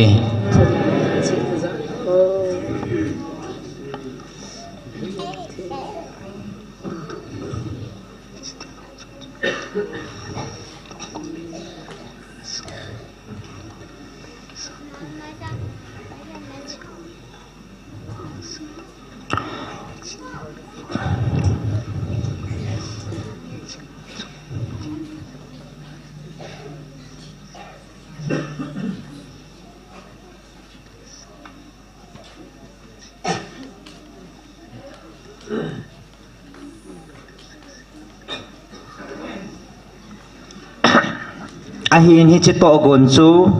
keiman kanagon sa he bove khutilo hele kanam dei han ten keima ei kisan taule tunia nang ho dinga hu hing nahi aha asana dinge o ngai lut na adim wanui ka hu do na dinga keiman hi chi to gon hi chi chu kana lun sa he bove hi chi ta sa chi na le ta sa lungel china anei ho he chi gul sun ho chun keiman kana sein keima e kan thei ta pove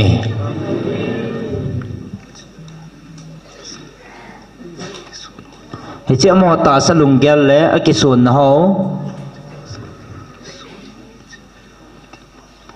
he chi ta sa lunggel akisuna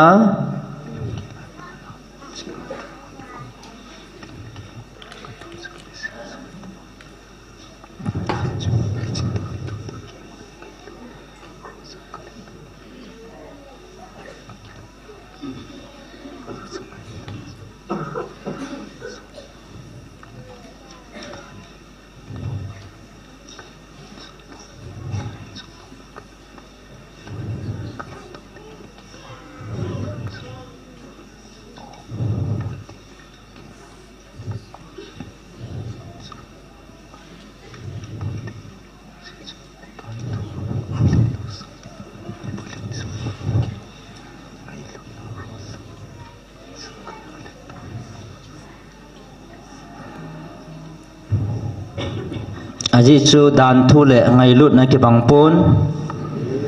dana ke man wanui ka hu hing pon ngai lut na ka hu hing a hi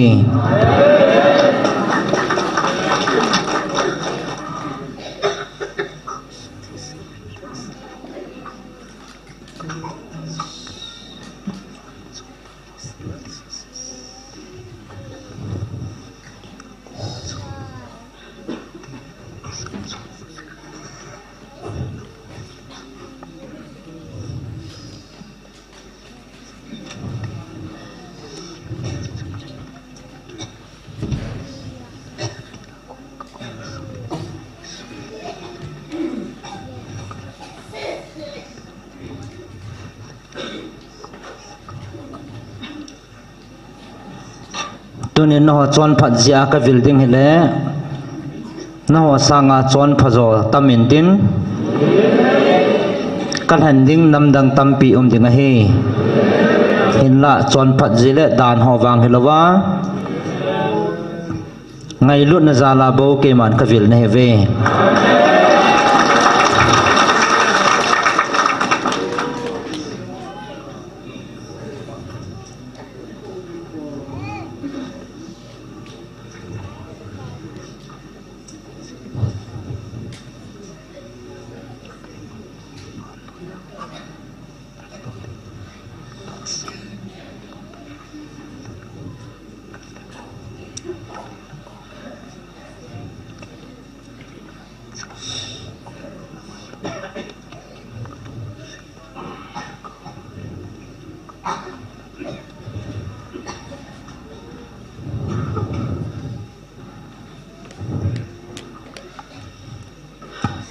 tunin kay man no nammi te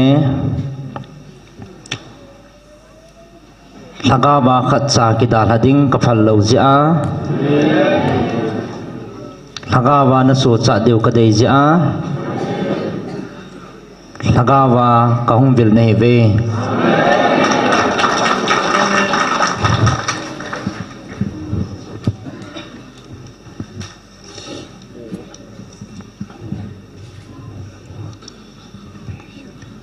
tunin no ne khan thei ta vin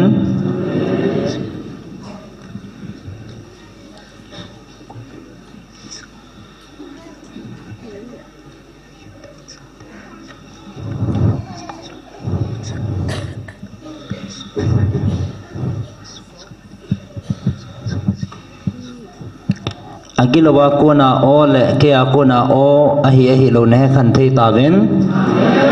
aji chun ki pau vin aji chu tun so na hu hing na chan thi na deu ke ako na o ahi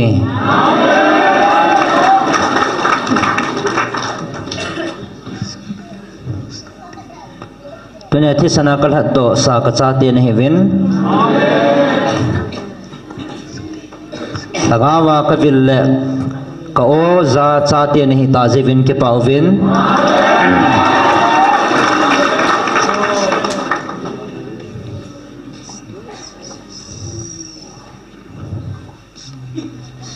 ना हो दिंगा हिचले सिन ही के मन न्याव कसाइन वान मुन जो ना हो दिंगा कगुन तू साहे तबवे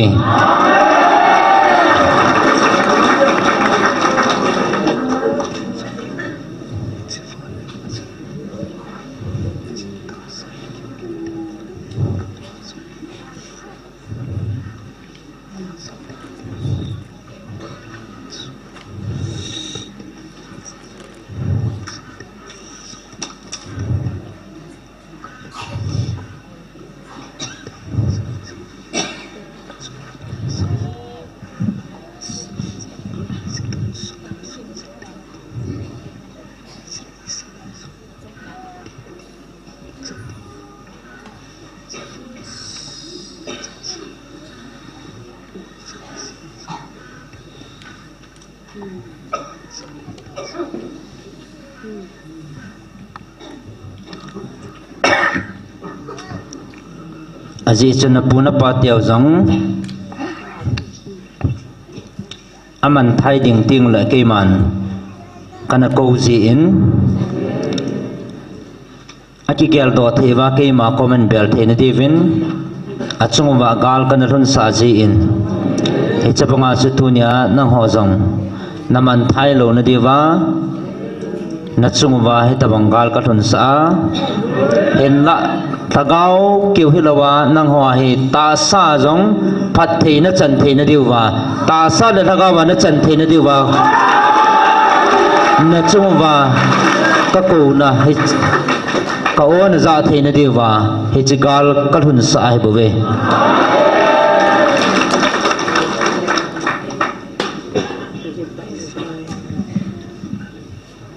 ahin leisi na hi pikinap na na nei laibam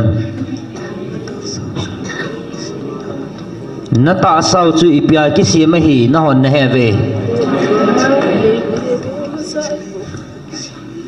he che mang tha thei ding chlei vuya ki si ma hi bove ahin la na thagau wang ke akuna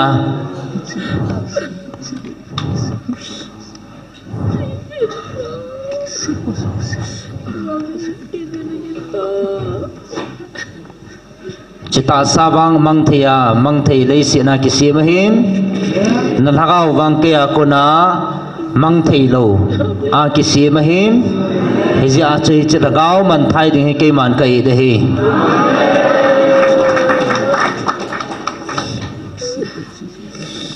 amang thei thila ki sim zo si chu mang thai ding a hin la he chi amang talo ding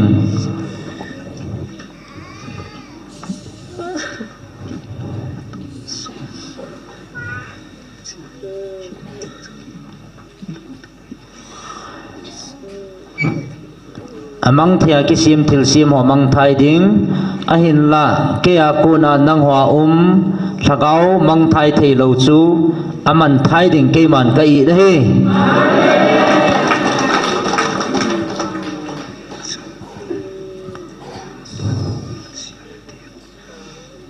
in chu mel ma pan mu chi an the in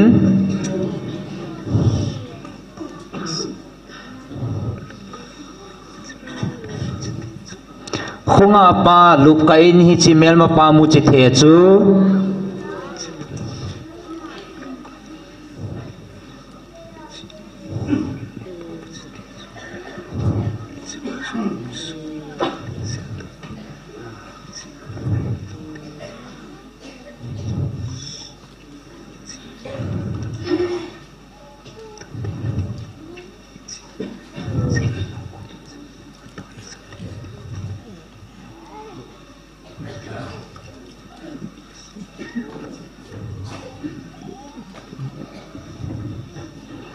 khunga apa imut ka a mel ma pan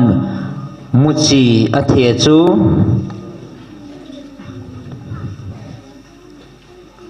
alei tho thieng ning le hi chi muchi the ma ko na chu muchi ta na so the na dewa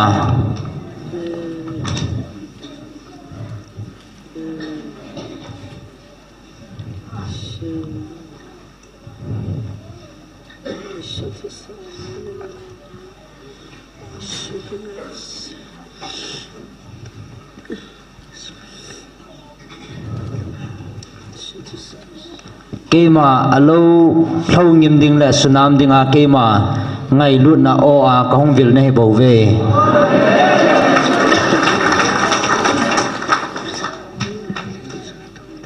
aji chuna ho ka jong hi cha hem chuna tam ta vin chi chang the ma ko na chuna so chan wa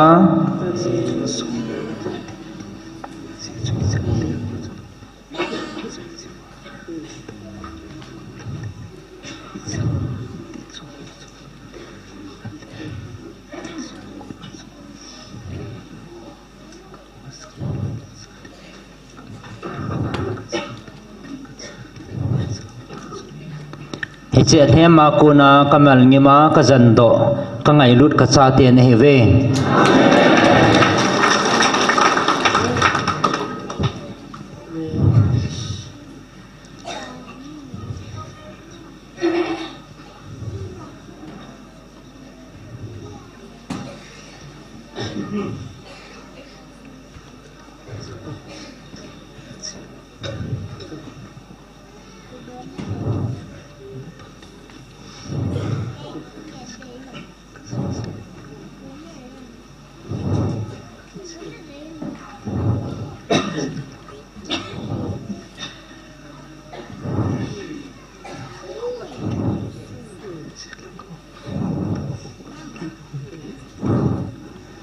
chi ko on zau hi nang ho ta sa ki pan ding jing se helovin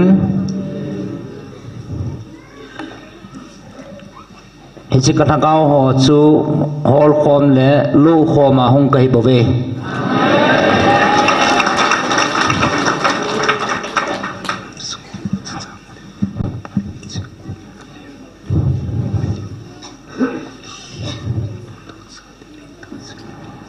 tunin ho nagam sungwa eche athem le milim ho cha tia ko na hung po to nei ta jevin ki pauven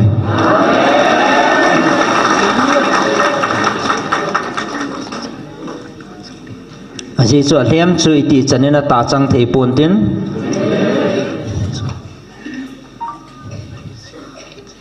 ata bo chike ko na hi jin chi ata bo chu ke man ka hin hlan ding ai bo ve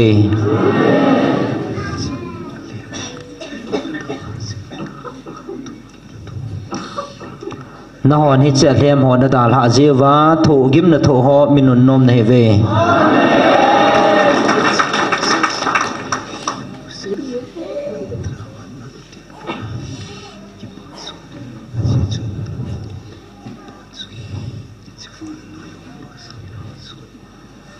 namu dawa na sei sitwa na hot ball ting le ki pa zoven aji chen na ho sunga umpa chu hi chwan no ya sanga hat zo hi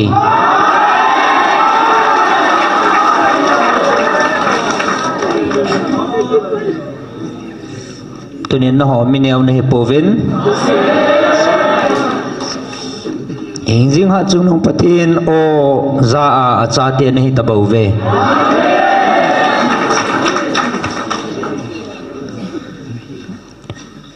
he chinam tabang hi koi dang omam na ho nam bo nahi lo ham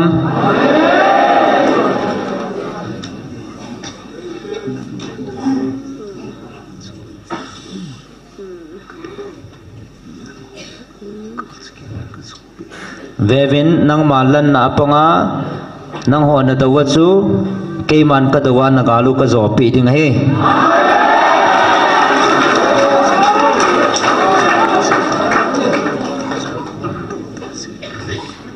aji chu hingjing ha chunung pathin nam dei than cha te do ta jewin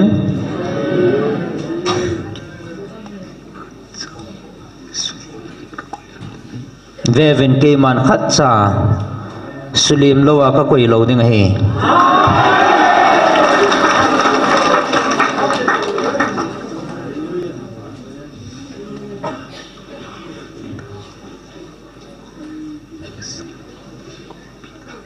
no nam mi te atasan lo ho ka ho pina Deuteronomy ko nasim hlaw ngai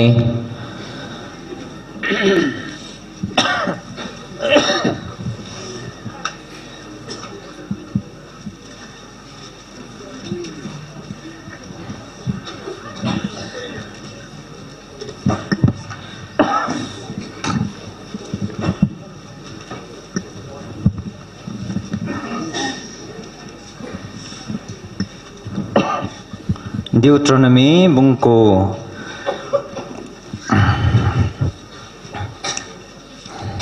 athupi pakaijin kanan namtin vaipi asu mangding ngaijin vo Israel tunini khwahi nangma Jordan vadung nagal kaiding nang sanga nasajojo le hajo namtin vaipi khuzat khu nadal manga gamnei lo na soding khupi na sta ta le van vum geya kulpi ke kai khumjo si jong khu nala ding hi nangin ne sa anakim cha te mina sata ta le asana sang thei jing a hevin ama ho chung chang thu dol hi min anak cha te masanga koiham apang zo ding tia ke sei na za sa hin tunini khun ke het jingin nang masanga lam kaya panghi pakai na pati na hin milieu gop jing thei mei kong tabang hi aman anak cha te chu sumangin tin namasanga ama ho chu asu nim jinga hizia hi nangin ama ho nadal mang jing ding abon chawa hetman lohela pakai jin natutip mang banga naman tha sa jing ding hi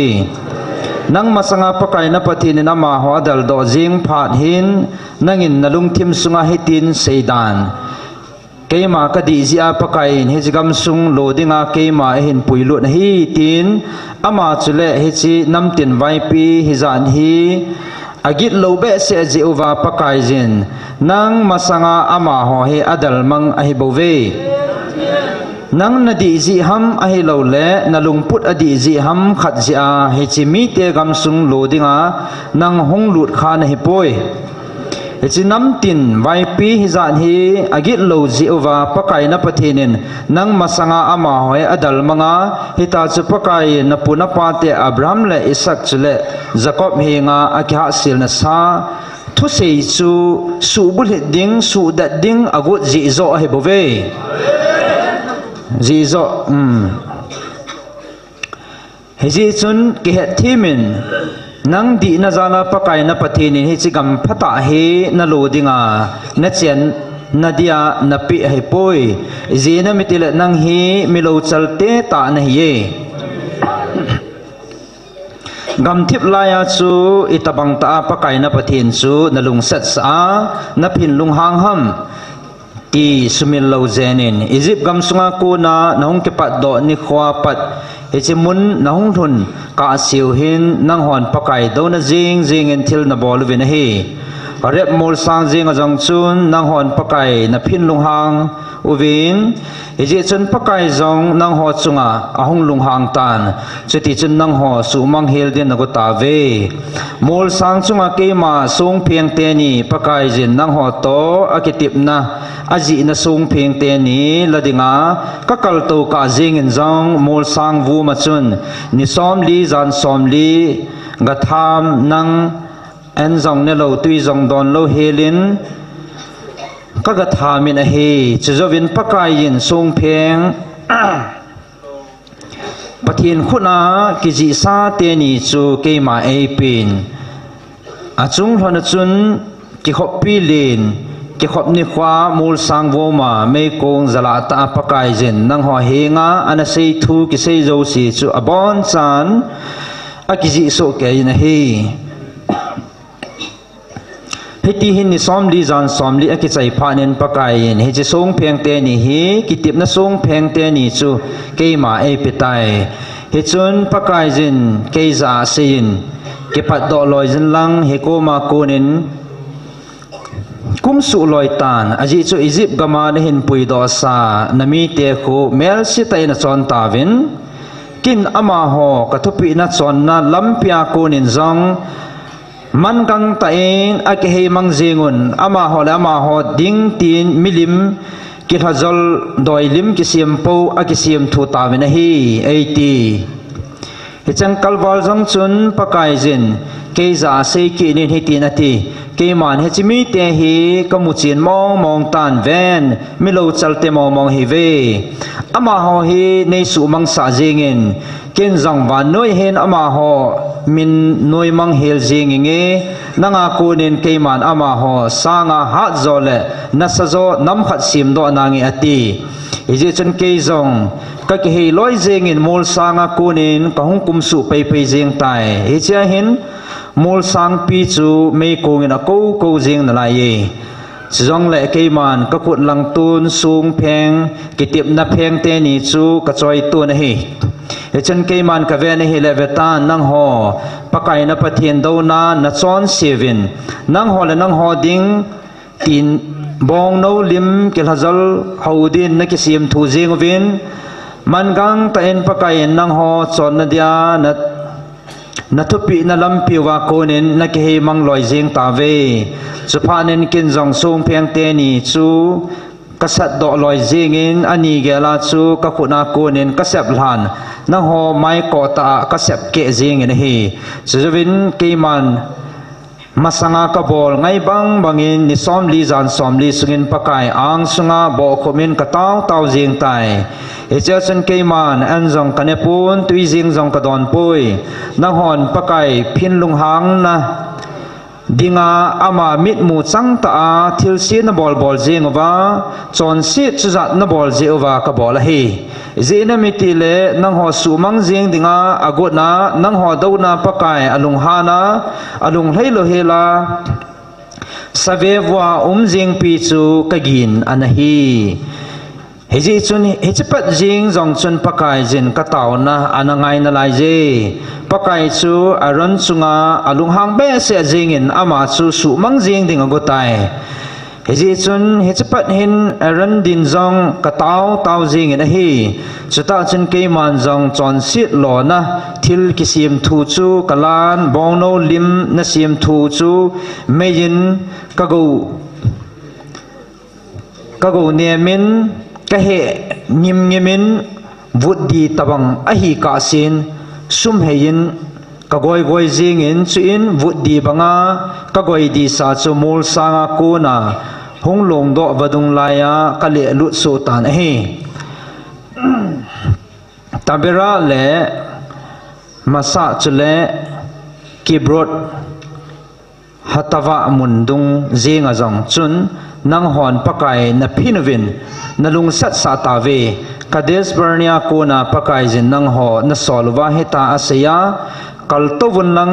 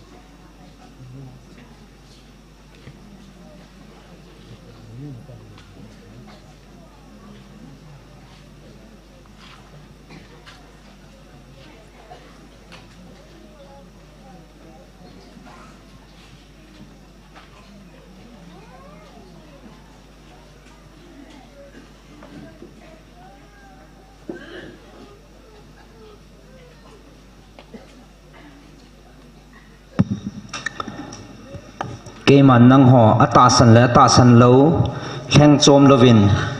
kami Israel te ai gupta ko na kapui do bangin namel matewa konin kahin pui do so Kevin kana pui do tave hichihin pui do cha keima kahin keima so chan na kaya lungmon na tingap na nei pau na hemil kit tavin tunia kam changa o a kahung vil pha davin hichu siam thule milim ho na sovin milim hovin nagel tavin nahin pui do pau keima milim ho nei so tavin hichi na daudal na wa ko na chu hichi daudal ho zo chu milim ho su zo ne ta ve he chi thu chu keiman ata san lo ho kain ho pina ka thu a he bove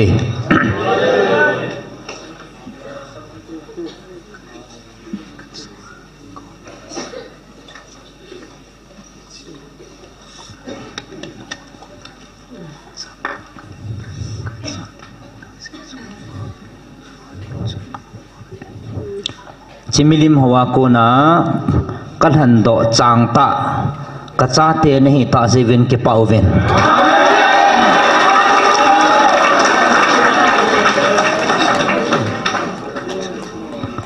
van mun chu nang hwa he bove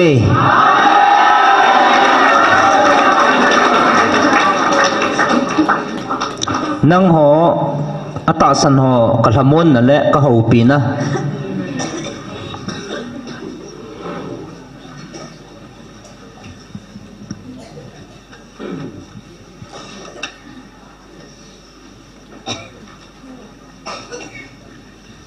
Galatia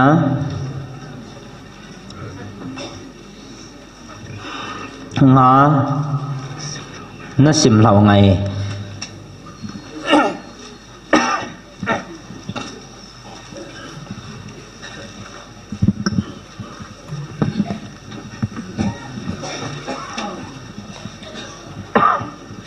Galatia bunga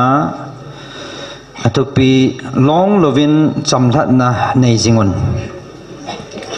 so hi lo na dingova Kristan ei that do hitai chuti hi ji chun dingdat zingun su nam kol zona chun ki hen o ki te un Vevin kay Polin kahin siya hi nang hon chapter 2 nalau ahi le Kristan nang ho I matsa napat chom sa lo ding o hi chapter 2 la ho chengsi chu het tu sa na kahin siya hi ama chun dan thu apumpia thil bolding abat jing ahi na lai ye nang ho dan thua thim chan go ho chengsi chu Krista akuna kisep khan nahi ta ve na ho lungse na ko na pulha nahi ta ve aje hamiti le e hol hagau wanga ta san na chon phat chan kiniema nga hi ve aje chu Krista Jesua cheptan hi aphat sana a umpui cheptan lo jang hi ima ai de pui ahin ta san ngai lut na tonga chu phat chum na hi bove nang ho na thayu aphana me thuta thua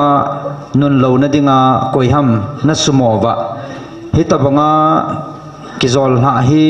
na ko pa ma ko ne poi chol them khat chan changbung lum apum pia apun sa hi nang apom sa hi nang hon lungdang I macha nei povinati tia pakaya kata san le na hiwin ahi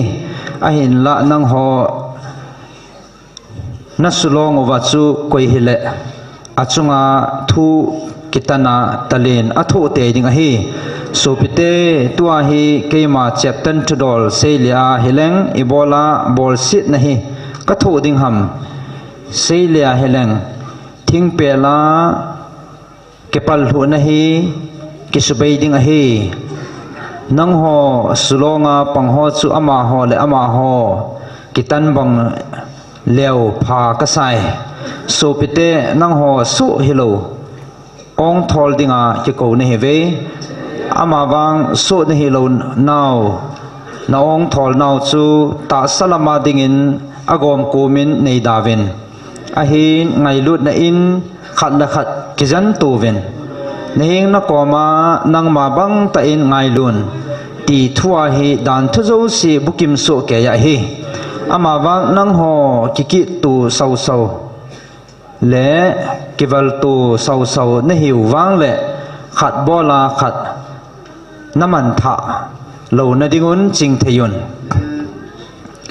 kema wangin lagaw win chonun kati a hi chuti le ta sa phalam lungtup chu subul hit loading na hive izi enamiti le ta sa phelam lungtup chu lagaw do na hin lagaw tup ta sa phe lam do na hi chutia chunang hon nalunggut bangu chu na bol lo na dingwa hite ni chu kidowa ahilane ahi nang ho lagaw pui na hiwang le dan thuno ya lowa na hiwve chule ta sa phelam thiang chu akilange hi chu zon than hoi thien lo hu milim ho doi choi kido kina kinil kimit thip lunghan loi tum sim kilang khin kibung khan kithang si jukham el tol gol nu bol chule chu tabang adang dang jong chu hi changa chu masanga ka hilsa bangwa chu amasanga ka hilsa masa ne heve chu tabanga chon ho chun pathin gam alo lo ding wa hi thagaw ga wang chu ngai lut ki pa cham lungmon tho hat mi he pi phat ta san ta hi lungning ama chang kitim e chang hi hi hitabang ho chunga wang dan thu ampoi Krista Jesua hi ho chang si chun ta sa phe chu alung tup le angai chat puma thing pela akhat be thau a hetai e ho thaga wa hinga e hiule thaga vin chon hite khatin khat luhan sa in chule khat la khat kithang si tun pan na bein hoi tho pu hite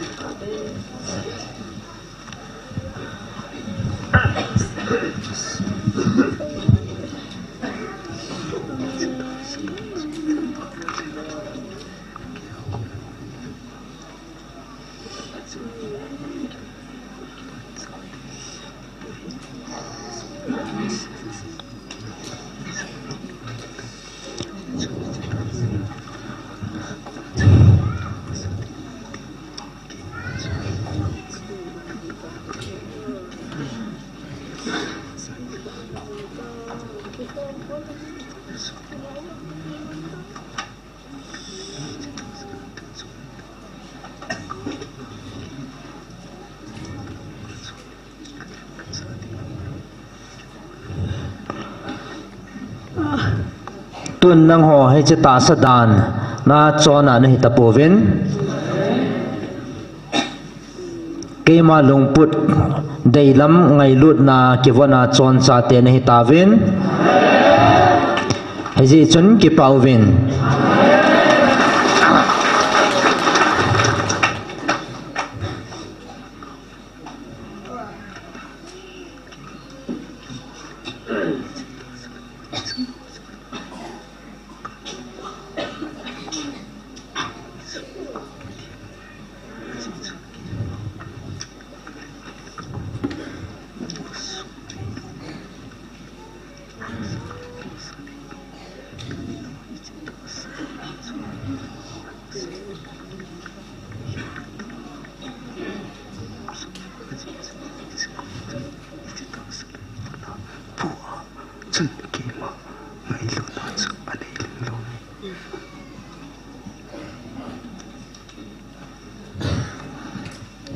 cái mà thagao cái hia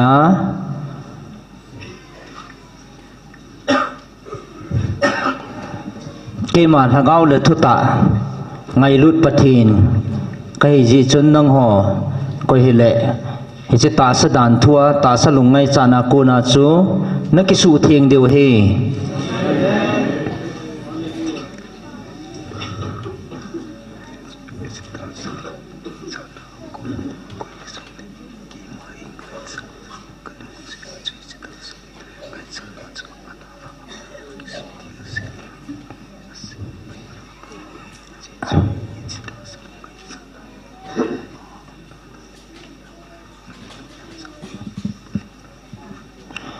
hi chun ko hi le ke ma e ngai lo chun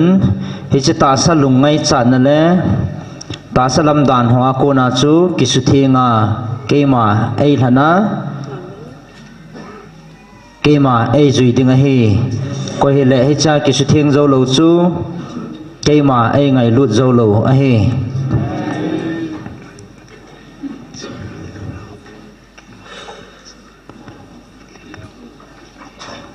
ngày lụt na kia cô na chú ama chú bút hình lâu he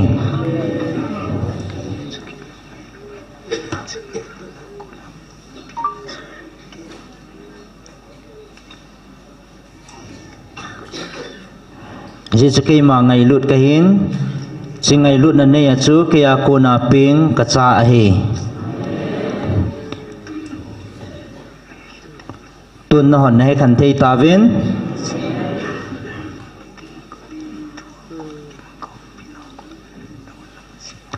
và nơi thì nga kapi kathua ka hu pina wa kon jong no na mu chin thei ta ve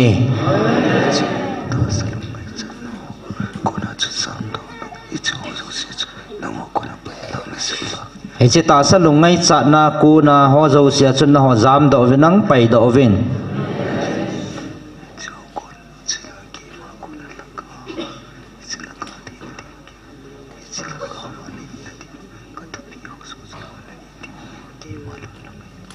aji chu thanga ba na ga the na dewa he chi ka thu pi ho zo chu na ni diu i chi ta sa lungai chan ho chu na pai tha wa thaga wa na ga the na dewa ke ma thu pi zo chu na zui diu he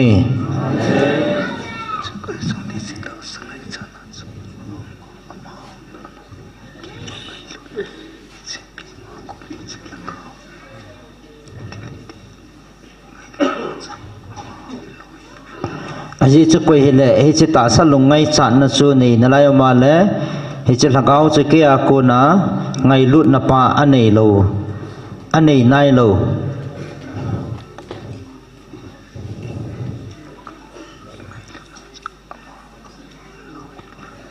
he chi ngai lut na chu ama a lo he bo ve ke a ko na ngai lut na chu ama lo he bo ve he chun chi ta sa lungai chan ho chu pai havin he chi ta sa lungai cha la dan hoa chun ke ma nei sulung thei zo po vinate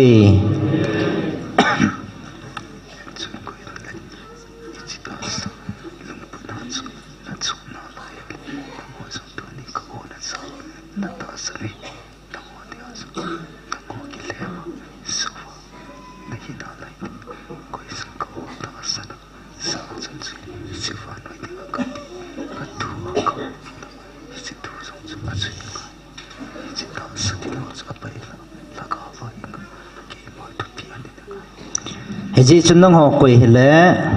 ka o za a ka ta sane tia he ji ta sa lungai chan ho bol zom na lai ho chu nang ma ho ki hlem na he bo ve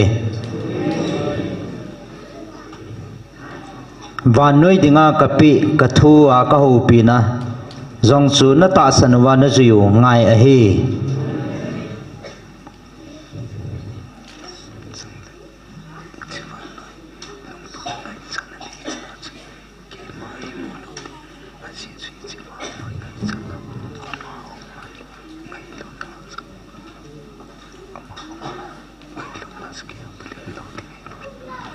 aji chu koi hele chi van noi ta sa lungai chan na neya aw ma le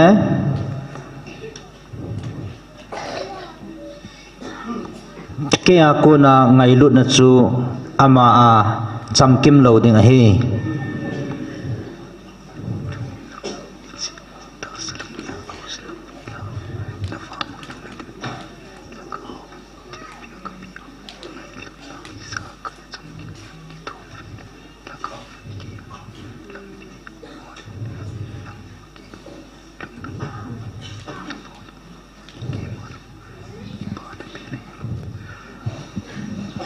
ji chun na ho na wa mang pe na lo devin chita sa lungai chat na ho ta sa lungel ho cha pai havinang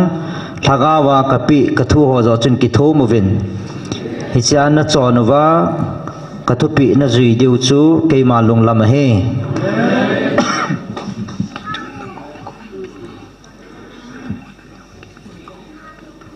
tu na ho kom pi na mu wa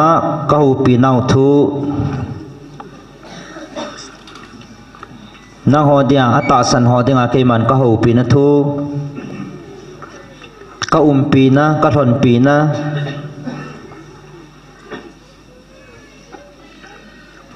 labu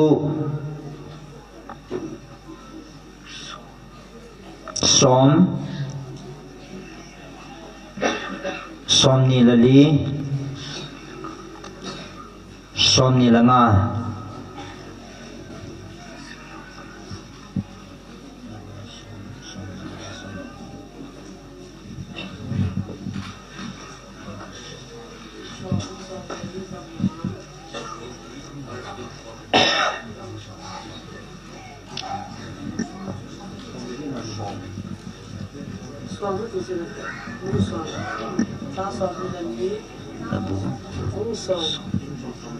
som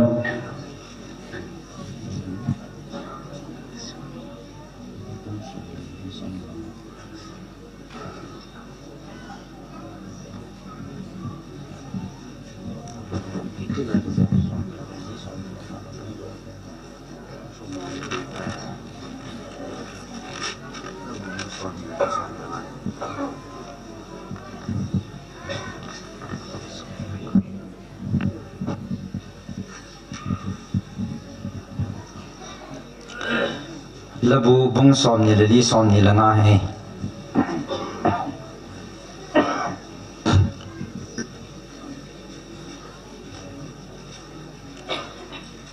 lo pi na leng pa atupi leisil le asunga thil adim se na ki koi hi abon cha pakaya ahin vanoi pumpi le asunga chang zo si jang abon cha pakaya hi ve aji chu pakain leisin hi tui khanglin chunga atun do a noi lam tui pi chunga aluya aphu da hi pakai hang boma kal do thei koi hiya kai mun thinga ding thei ding koi ham hitabang mi hiding chu akhuna thilsi bol khalo alung thim thing thildi lo bol na dinga ahin khwa kimang khalo helmi zolanar thu jing seilova zowa ki ha silo helmi hiding ahi hitabang mi hin pakaya kona pathena akimuding au hingpa pathena kona thim chan akimuding ahi pakai hol jing te chu akhangu chuti chu ahin jacob pathin mai vejinga hol te chu chuti ahi ve vo kel ko josi nalu u khang sangun vo khang loya ke sim sa kot pi ho ki khang sangovin lopi na lengpa chu ahong lu theina dingin koiham he chi lopi na lengpa hi pakai thanei ta le hang ta gal muna thanei pin pakai hi wo kel kot zo si na lu u khang sangun wo khang luya kisim sa kot pi ho ki khang sangovin lopi na lengpa chu ahong lu theina dingin he chi lopi na lengpa hi koiham thanei pin pakai ama hi lopi na lengpa hi som nilanga wo pakai nangma koma kalhagau ka choi sangin kapi wo kapathin keima na chunga kingai ka hi nei zum so lo zenin ka chunga kamel mate ki choi sang sa hi helin nangma nga zinga te hi mihim khat sa jong zum so hi in Pannabeya akale akalova chon te wang zum son lang za cha sa so kejin o pakai na lampi zo si ka het the na ding nei hilin nangma lam ha zo si nei se pitan na lam dia nei poison lang nei hiljin aji chu nang hi e ho hing pathin na hi jinge keiman nang hi nilhum thuma kanga jingjing na hi o pakai nami khoto chu geldo in kho satan aji chu nami happy le nalung sit long lo hi golui lai khanga hongum sajing a hilhane ka khang don la ya ka chon si zo si geldo ta in ka su kiel zo si jong geldo dan lung sit long lo na nei ji chun keima ne hin geldo jingin nangma phat na kho sa ji chun nei sumil lo zenin pakai aphale adi kiti chu pakai ahin hiji chun aman chon na dola jong chon site ahil sa ji mikinim sa ho jong chu lam dia puizin hitabang mikinim sa te chu achon chan ahil ji pakai lam hla kiti ho chu lungsit na long lo le kita na hi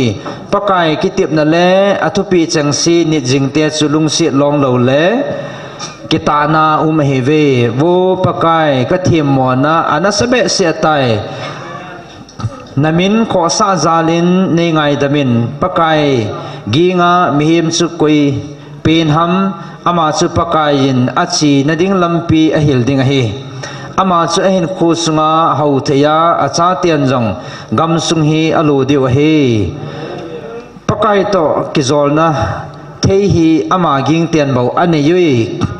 ama ho he pakai jin akitipna a he sa jin a hi kamit tenin pakai lamjing avejing in a hi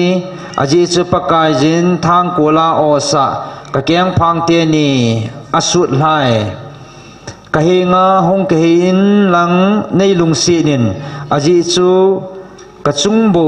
kachangbo kahitan gan the he so ka thoi kalung thima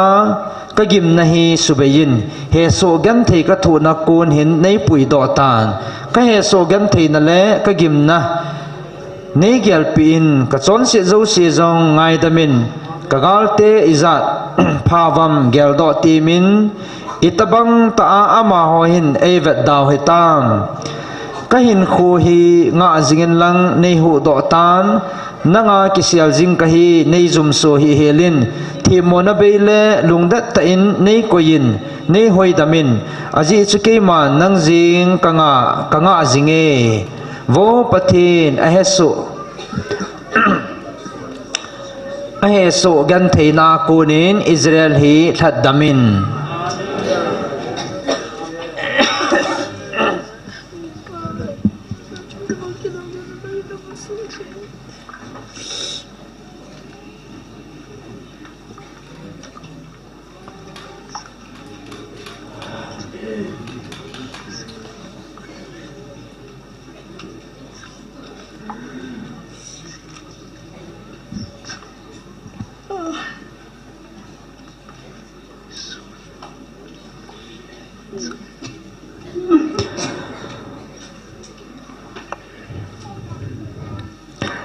tu chan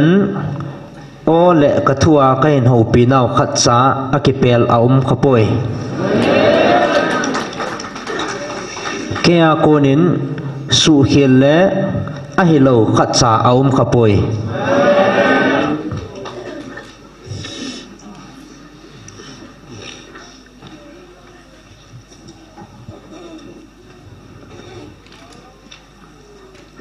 na ho mihing lungthim tabang hi keima ka hi poi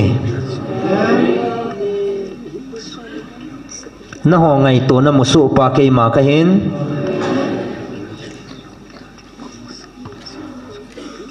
na lunggel hialam pe a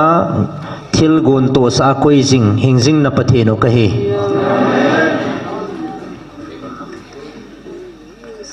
tun na ho changai to pavin he chi mihing lunggel chu sa plavin ke man ka muso ke ye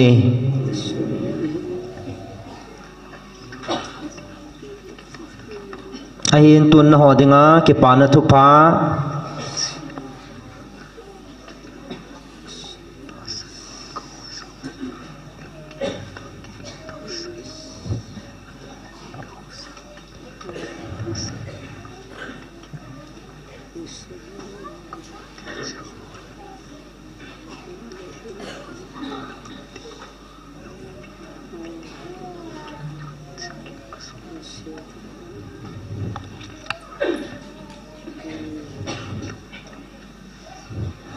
ahin nang ho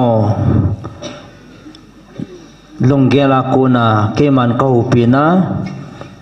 ta sana kigel ha ho mi ham phan heve ka hupina ta sana hung ho mi ham phan heve tunjang ata san ho lung mongin nakile tengole na inchi zon vinang aji chu ata san ho dia keman ka chiru vantil khat chia ka thon pi sa ding na heve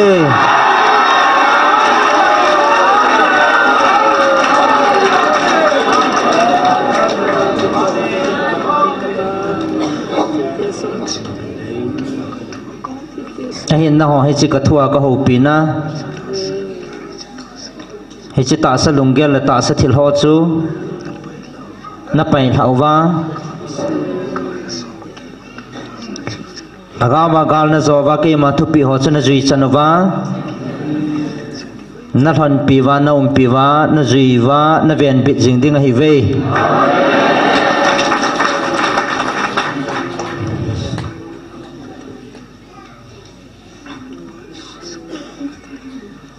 na ho ki pa na ding ni kho jang nai tan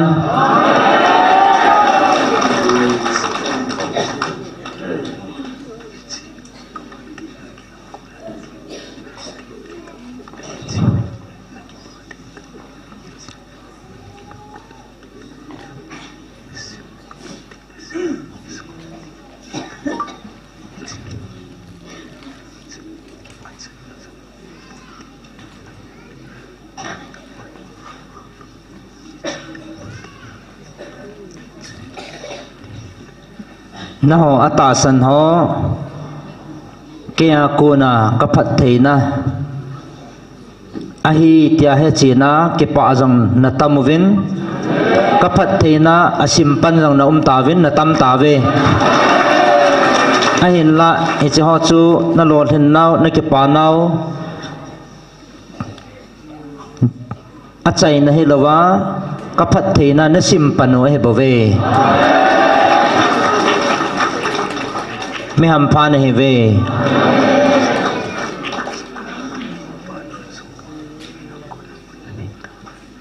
he chile ya go jong na lo diu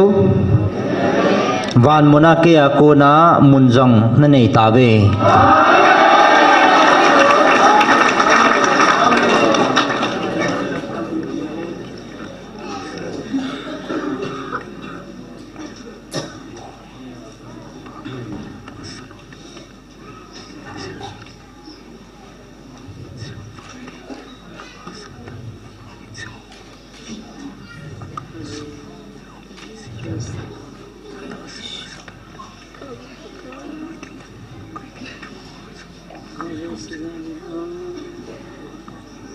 nang ho lungkil ta ke ma ei ta sana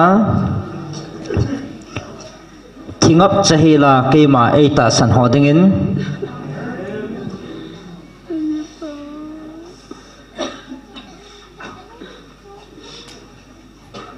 nang hodingin kaiman kavantil chiruk na chunga ka koi pe tan he eji chun na ta san na tha solo janin eji chun tun sot ge ya na umpia na zui ding hai bove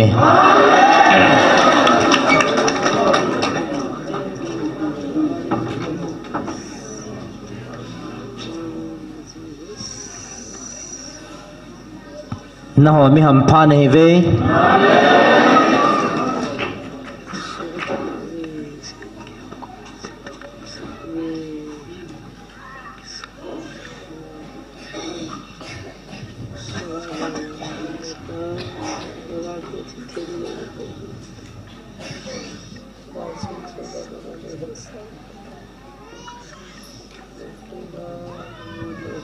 na ho mi ham pha nei ve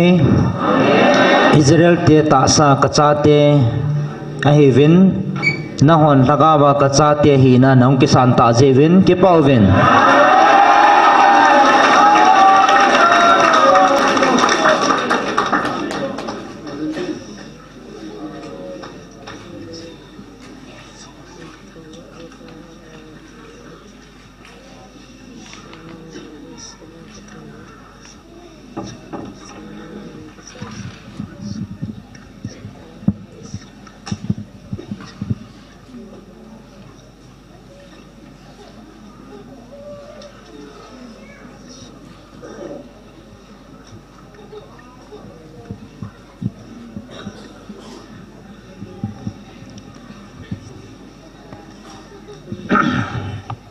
Lagawa kacha te na hitavin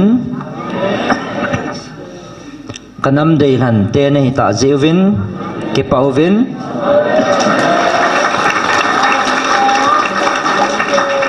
nang ho do dingin koi nam hi jong le nam tin ke pan jong le he chi sanga ale thuma ha jo ke man ka tun do a nang ho ka ve na ka tun ding na hi bo ve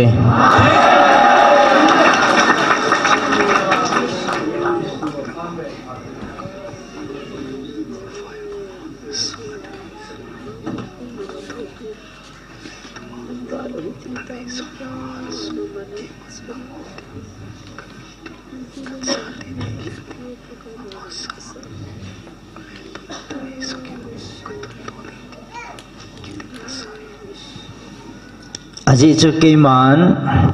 nagam pumpiu chunga vai hom pa sanga ale thuma thanei zo keiman katun do ding hi tia kan ki tip na sa he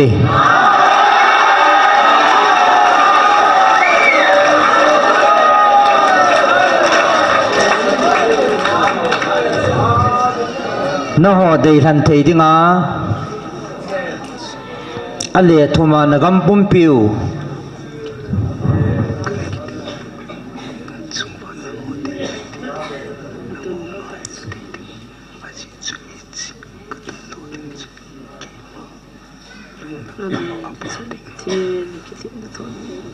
Chichake mana ki tip na sahe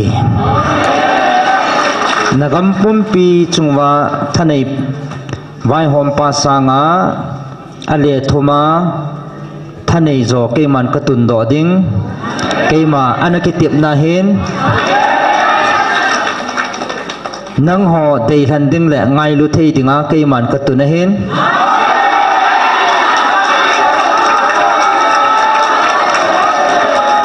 keiman katun chun keima lunglam bol ding he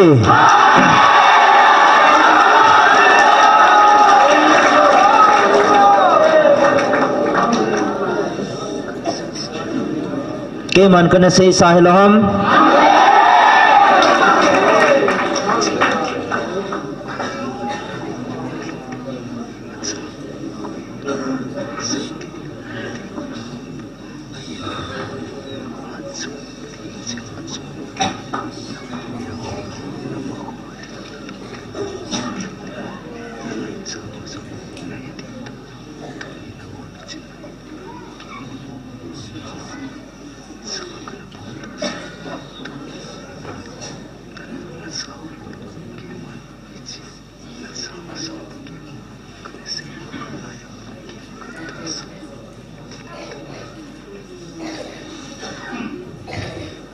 nang hola mihing miching mithiam koiham namasang diu muthei le hetheya sei thei mihing chi na hethei le sei thei koi manam pove ahin la hing jing ha chunu na patheno keiman namasang wa hong long ding na phat thei na diu le tunya katun do dinga kana kitip na sajong na het masang pewa kay man kana tun sa ay tabawe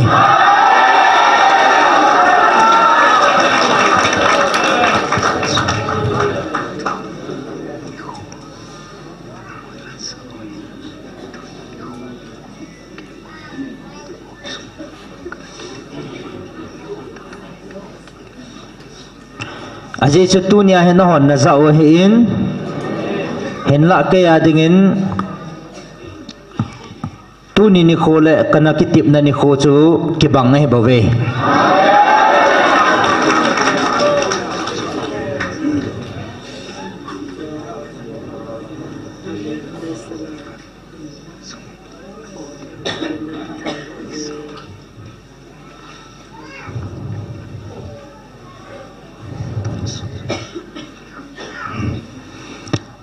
aji chu ke dinga ni khat hi na ho dinga ni sang khat tabang hin atun so jang hi ke a dinga ni khat tabang hi bove ya chu tu nya ka tun do na thu na zau hi kana kitip na ni khu ta chun thakhat a hi bove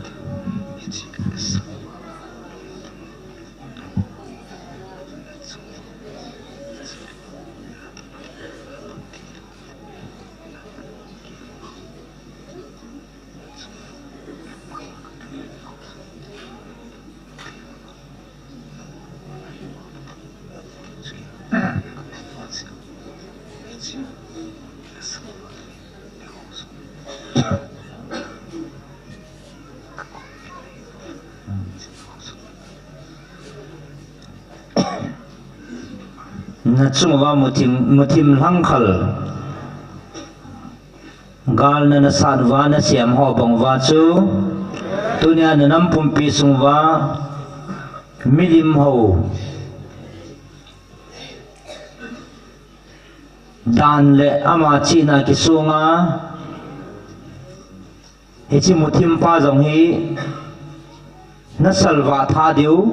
hichi na salwa na diu jong anai tai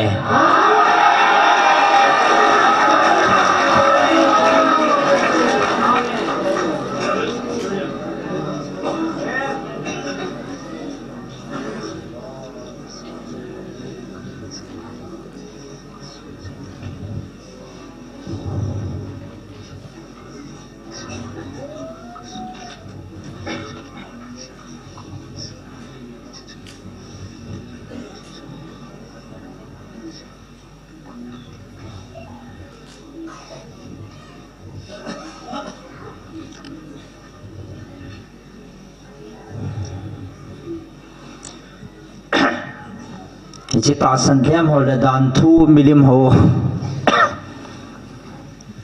milim hồ ho đàn thu ho nó mình chỉ na cái mà này hồ na ho chỉ một thêm răng nó salva thảo ngày he nó salva nó đều rằng này tan chỉ nó hình salva số tiền một lẽ cái man nó nằm piu khát na cái tuần đi he aje chu hicho salwa la vin tung leng angai banga na ki vai pu wa na hin diu ke ma kanom tapoi na ki vai pu naw le na nam sungwa na lam kai ho jong ke man ka than chila ka tun ding hi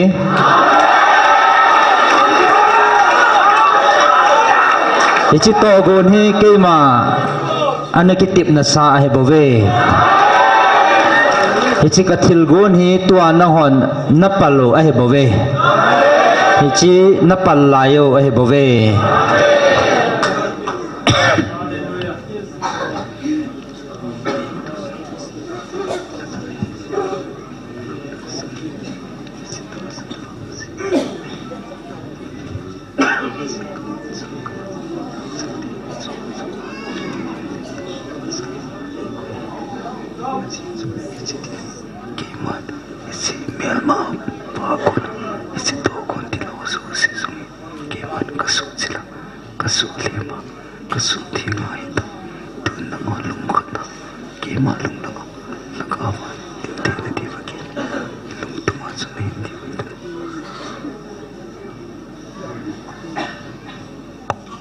nang ho tha dai he vin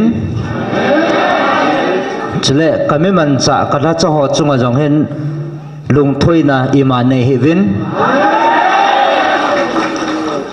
agilo pa na to na ha ko na ke man kasu chila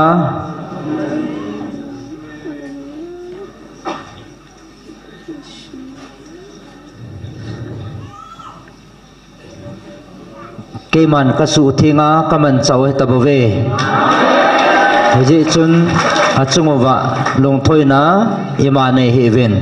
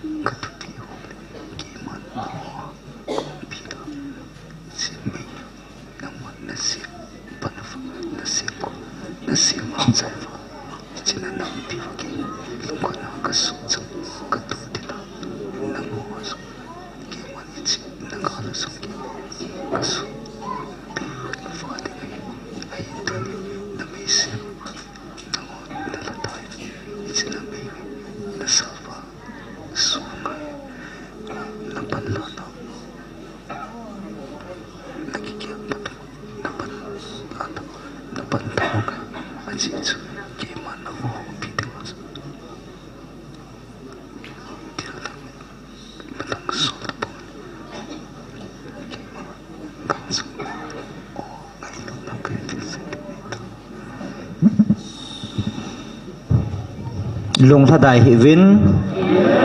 na pan la na ho kibat phat vin nang pan tha la vin nang aji chu ichlai na mei se mo hi ta same hi pun thagau me ya hi hi thagau me na ti kung hat chanwa hi thagau me ko na hi nagam sungo hui bina hi tuni naladai tavin pangphakinun thadai hivin aji chu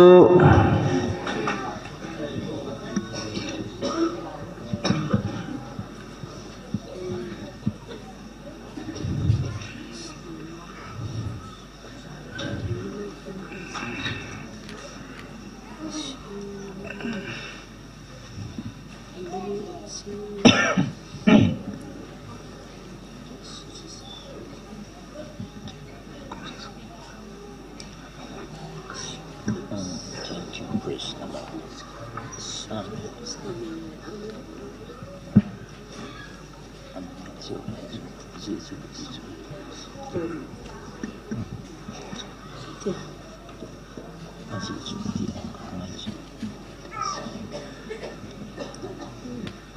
the Lord.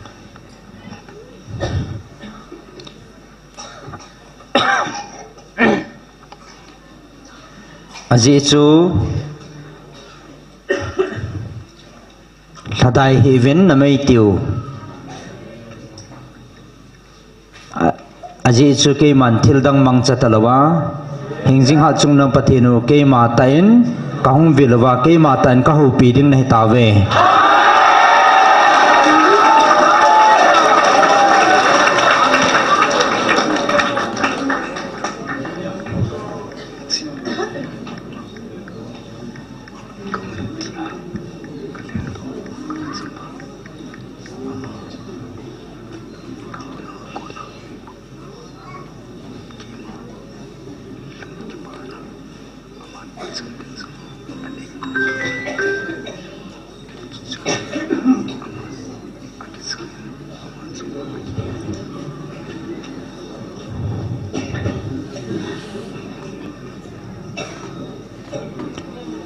mun thinga tau dinga kalhando kalhachapa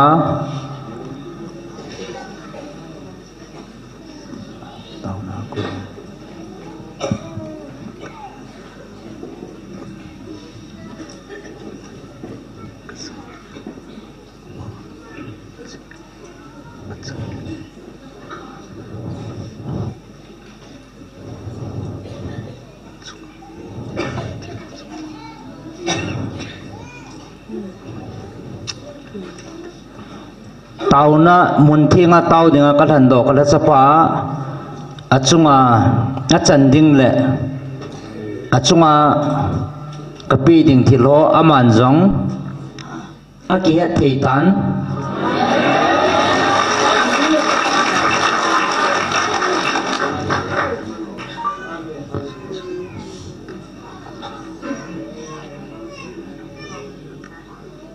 aji chu tauna ko na bo ke malung na to khau phot chin na hi tauna phong ka cha puin ke a ko na thilpi achange hi chi chu aman jong a ki het thei chi chu tauna ko na ke ma nei su lung thayu phot chin na hi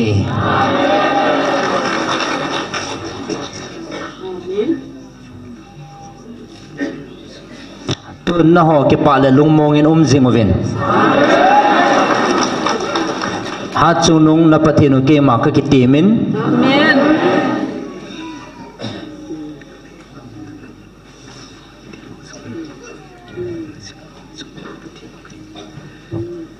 tunia kitim hi mihing na ho jong hilo van til jong hi pon tunia kitim hi hingjing ha chunung na pathinu ke ma ka hi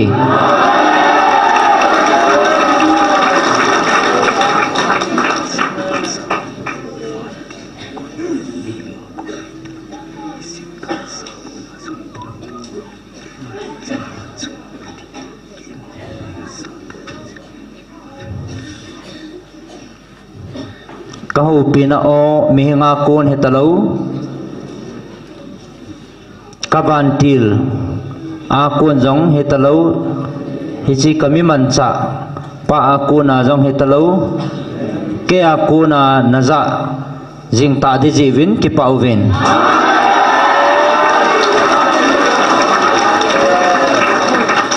ke man na dal hapovin kating ke man ka pui jing ding nahi ve aji chu ke ma hing jing ha chunung na pathinu ka hin hi ma jau si chunga thanei ka hin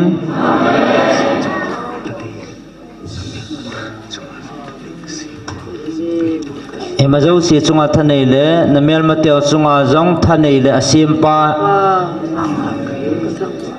ke ma ka hin na chung vin ka kitip na khat sa thon puntin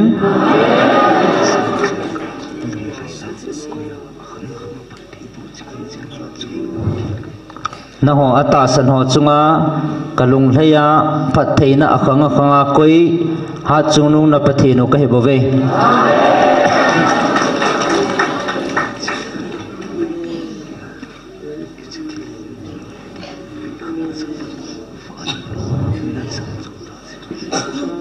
nagam ti muhi kaya dingin imatsahe pon pi khamnong kasapon van monazo channa nei jivin ki pa zoven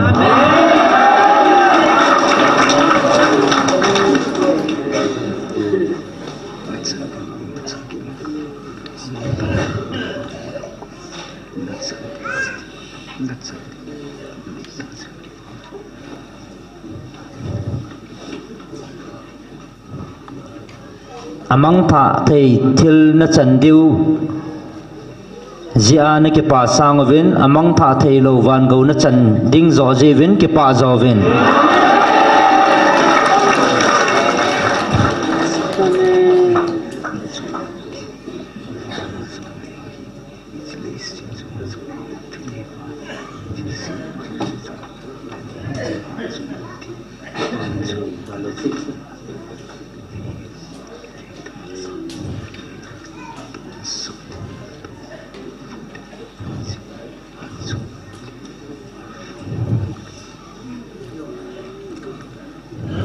nahong vilawa o anahu piu hi hingjing ha chungnung pathin wa na jong leng hin leisi na jong izakaya thilsiam zo si siama thanei ha chungnung hi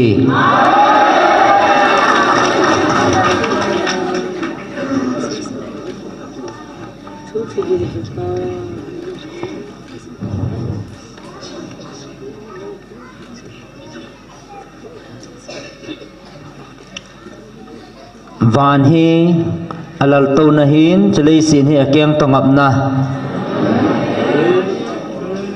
atun so na lal to na phudana alpha le omega hengjing ha chunung pathin a hi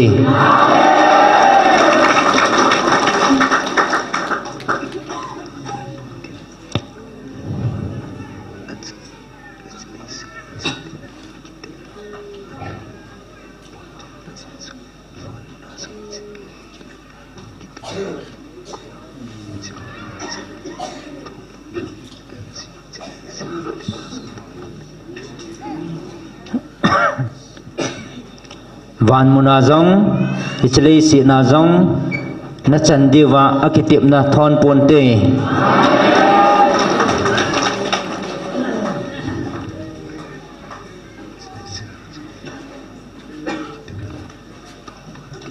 chlei si na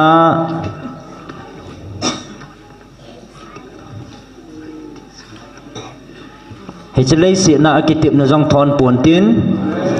hichlei si na akitip na jong thon lawa le van muna akitip na chu atun so na jing ding a hi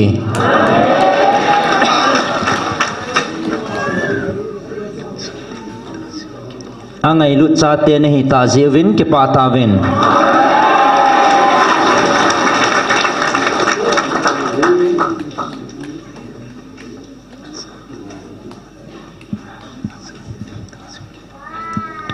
van mona en kung khom pia ani khom pi ding cha te ne hi ta jewin ke pa ven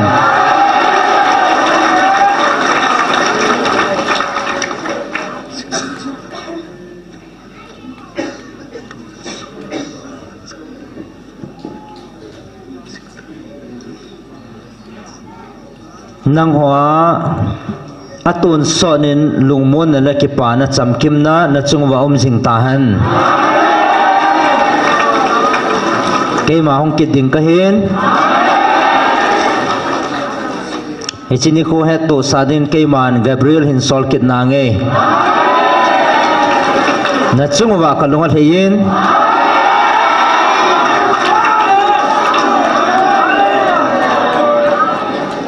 keima lunglei na nam mi te chu van mi te le van til tian zo ke pa pi vin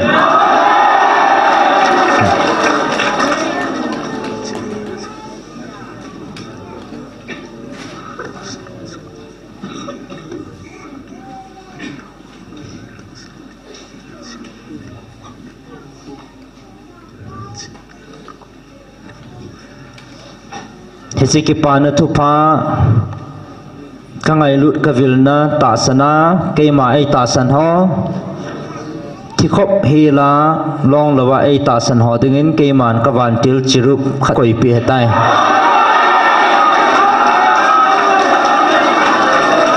hong kit ding ka hin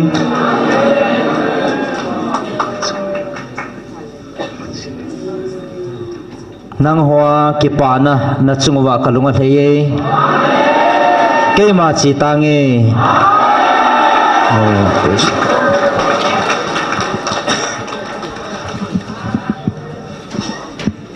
Hallelujah. Iki paso ke una ibon sawin taw na in patien ko ma ki pathul imi malin thut lew han de yomin patien ei ho pin ho ading yesu kevin ibon sawin lungil tan ki pathu seutin taw na ne utin hisu ki khat naw jong hi pai pai ta hen ke man phat chai na taw na nei tange ki pathu se ni bon chan na taw taw hete pathen lungthim chen wa chai utin ilungil chen thang wa utin ilungil chen ki pathu se ute tu ni chanai vil na la jin thang wa na pe ute inamanga ilu jin thang wa na pe utin ahum ki tin jang ki pathu se ute ei um pi jin jang ki pathu se ute hallelujah amen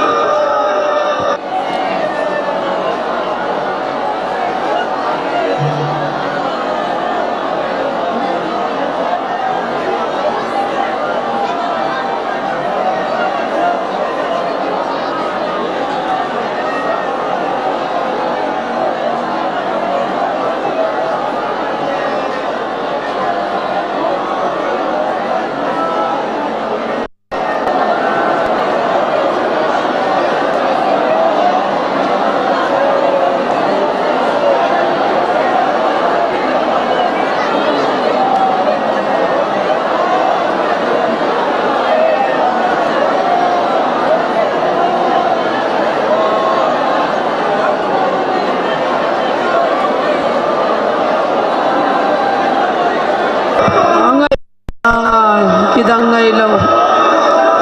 pakai na dei pin ngai lut na he ngai lut na chalem bi li hana te pa nang ka thang kanam pum pi wa ding ki ngai lut na pai mo e kanam pum pi pakai na kom ka hundu na ngin na dei pin ne tu na ki ngai lut na sam te la lung khat na hum tan te pa ki ngai lut nam te la ki na ki dau ki nil nang bei tan te pa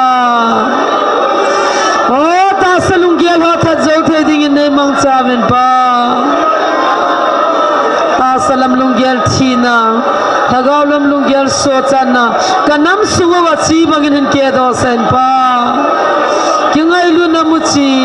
bei thei lo na gin nei pe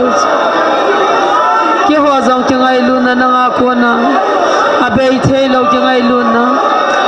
thagawlam a bei thei lo kingai lu na chi bangin nei tu pi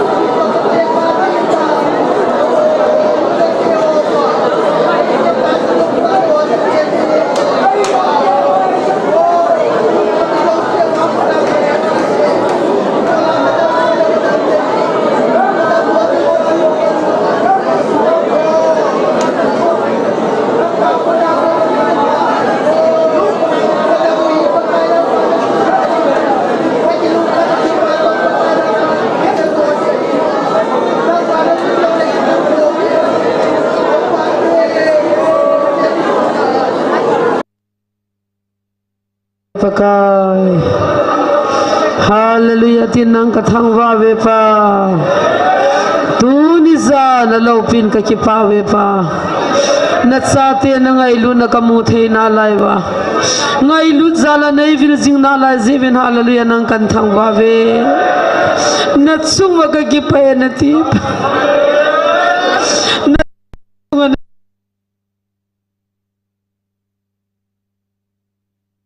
ka thang wa ve leisi na zong na phathei bona van ga ma zong na phathei bona kanam pum pi wa ki dal halowa na kom kal hun na duty chunangi nei hil naw thu pi pe nei khan la khat ki ngai lu na kilung se na ki sei ngaya cha chu nam pi kilung khan le ki ngai lu na mil hi lagaw me ya chu nang man na na to ding ai pa tu ni zong nei pui ding na lai jing zong nang ka hin thang wa ve kanam pum pi min lungil ta pakai na pui hoi na thu phanga nang ta ki howa nang vai homa thei dingin ki sajau che thei dingin namlam kai zo sung no za sa ding ka ta hau la sajau si am hau pi pa minim hau hilawa nama o za tu na ki za lo sa lagin minim hau ya na ti pa lagi nei sudivin pa nei sim thawin pa van go lo thei dingin kana mu man nei pui bin ti jong ka taw ve ngai lut pathen cham kim pathen si nei lang nei na nei lo kilit sa hoi thwa na nei lo o ngai lut ne le khoto na dim pa nang ka thang wa ve hichimu chi la chin na o chang ju kanam suwan lon lu sa in tu na ta sanola ta salong la bo na na phathei bo na ka ngai chawe na man na phasana na dei da darai mapui na lai vintin tu zan ka program ka kipat vapat na thu na hil na nai lo la nang ma bible think sim do hen na wa chei la sa hen lang pakai ning nei ho pi naw thu cham ho ngai lhum theya phada pana phada chai chan nei pui na chungwa ki pa thu sim zo lo kan phong win new will kini tu na sang hole phaja nang ma kalim ki the na divin kanam pum pi phathei nei bu ta vintin thangwan pan pi ngan ha chung nung pakai jesu mening ka hong tau ve buan san mang phaso ke tau te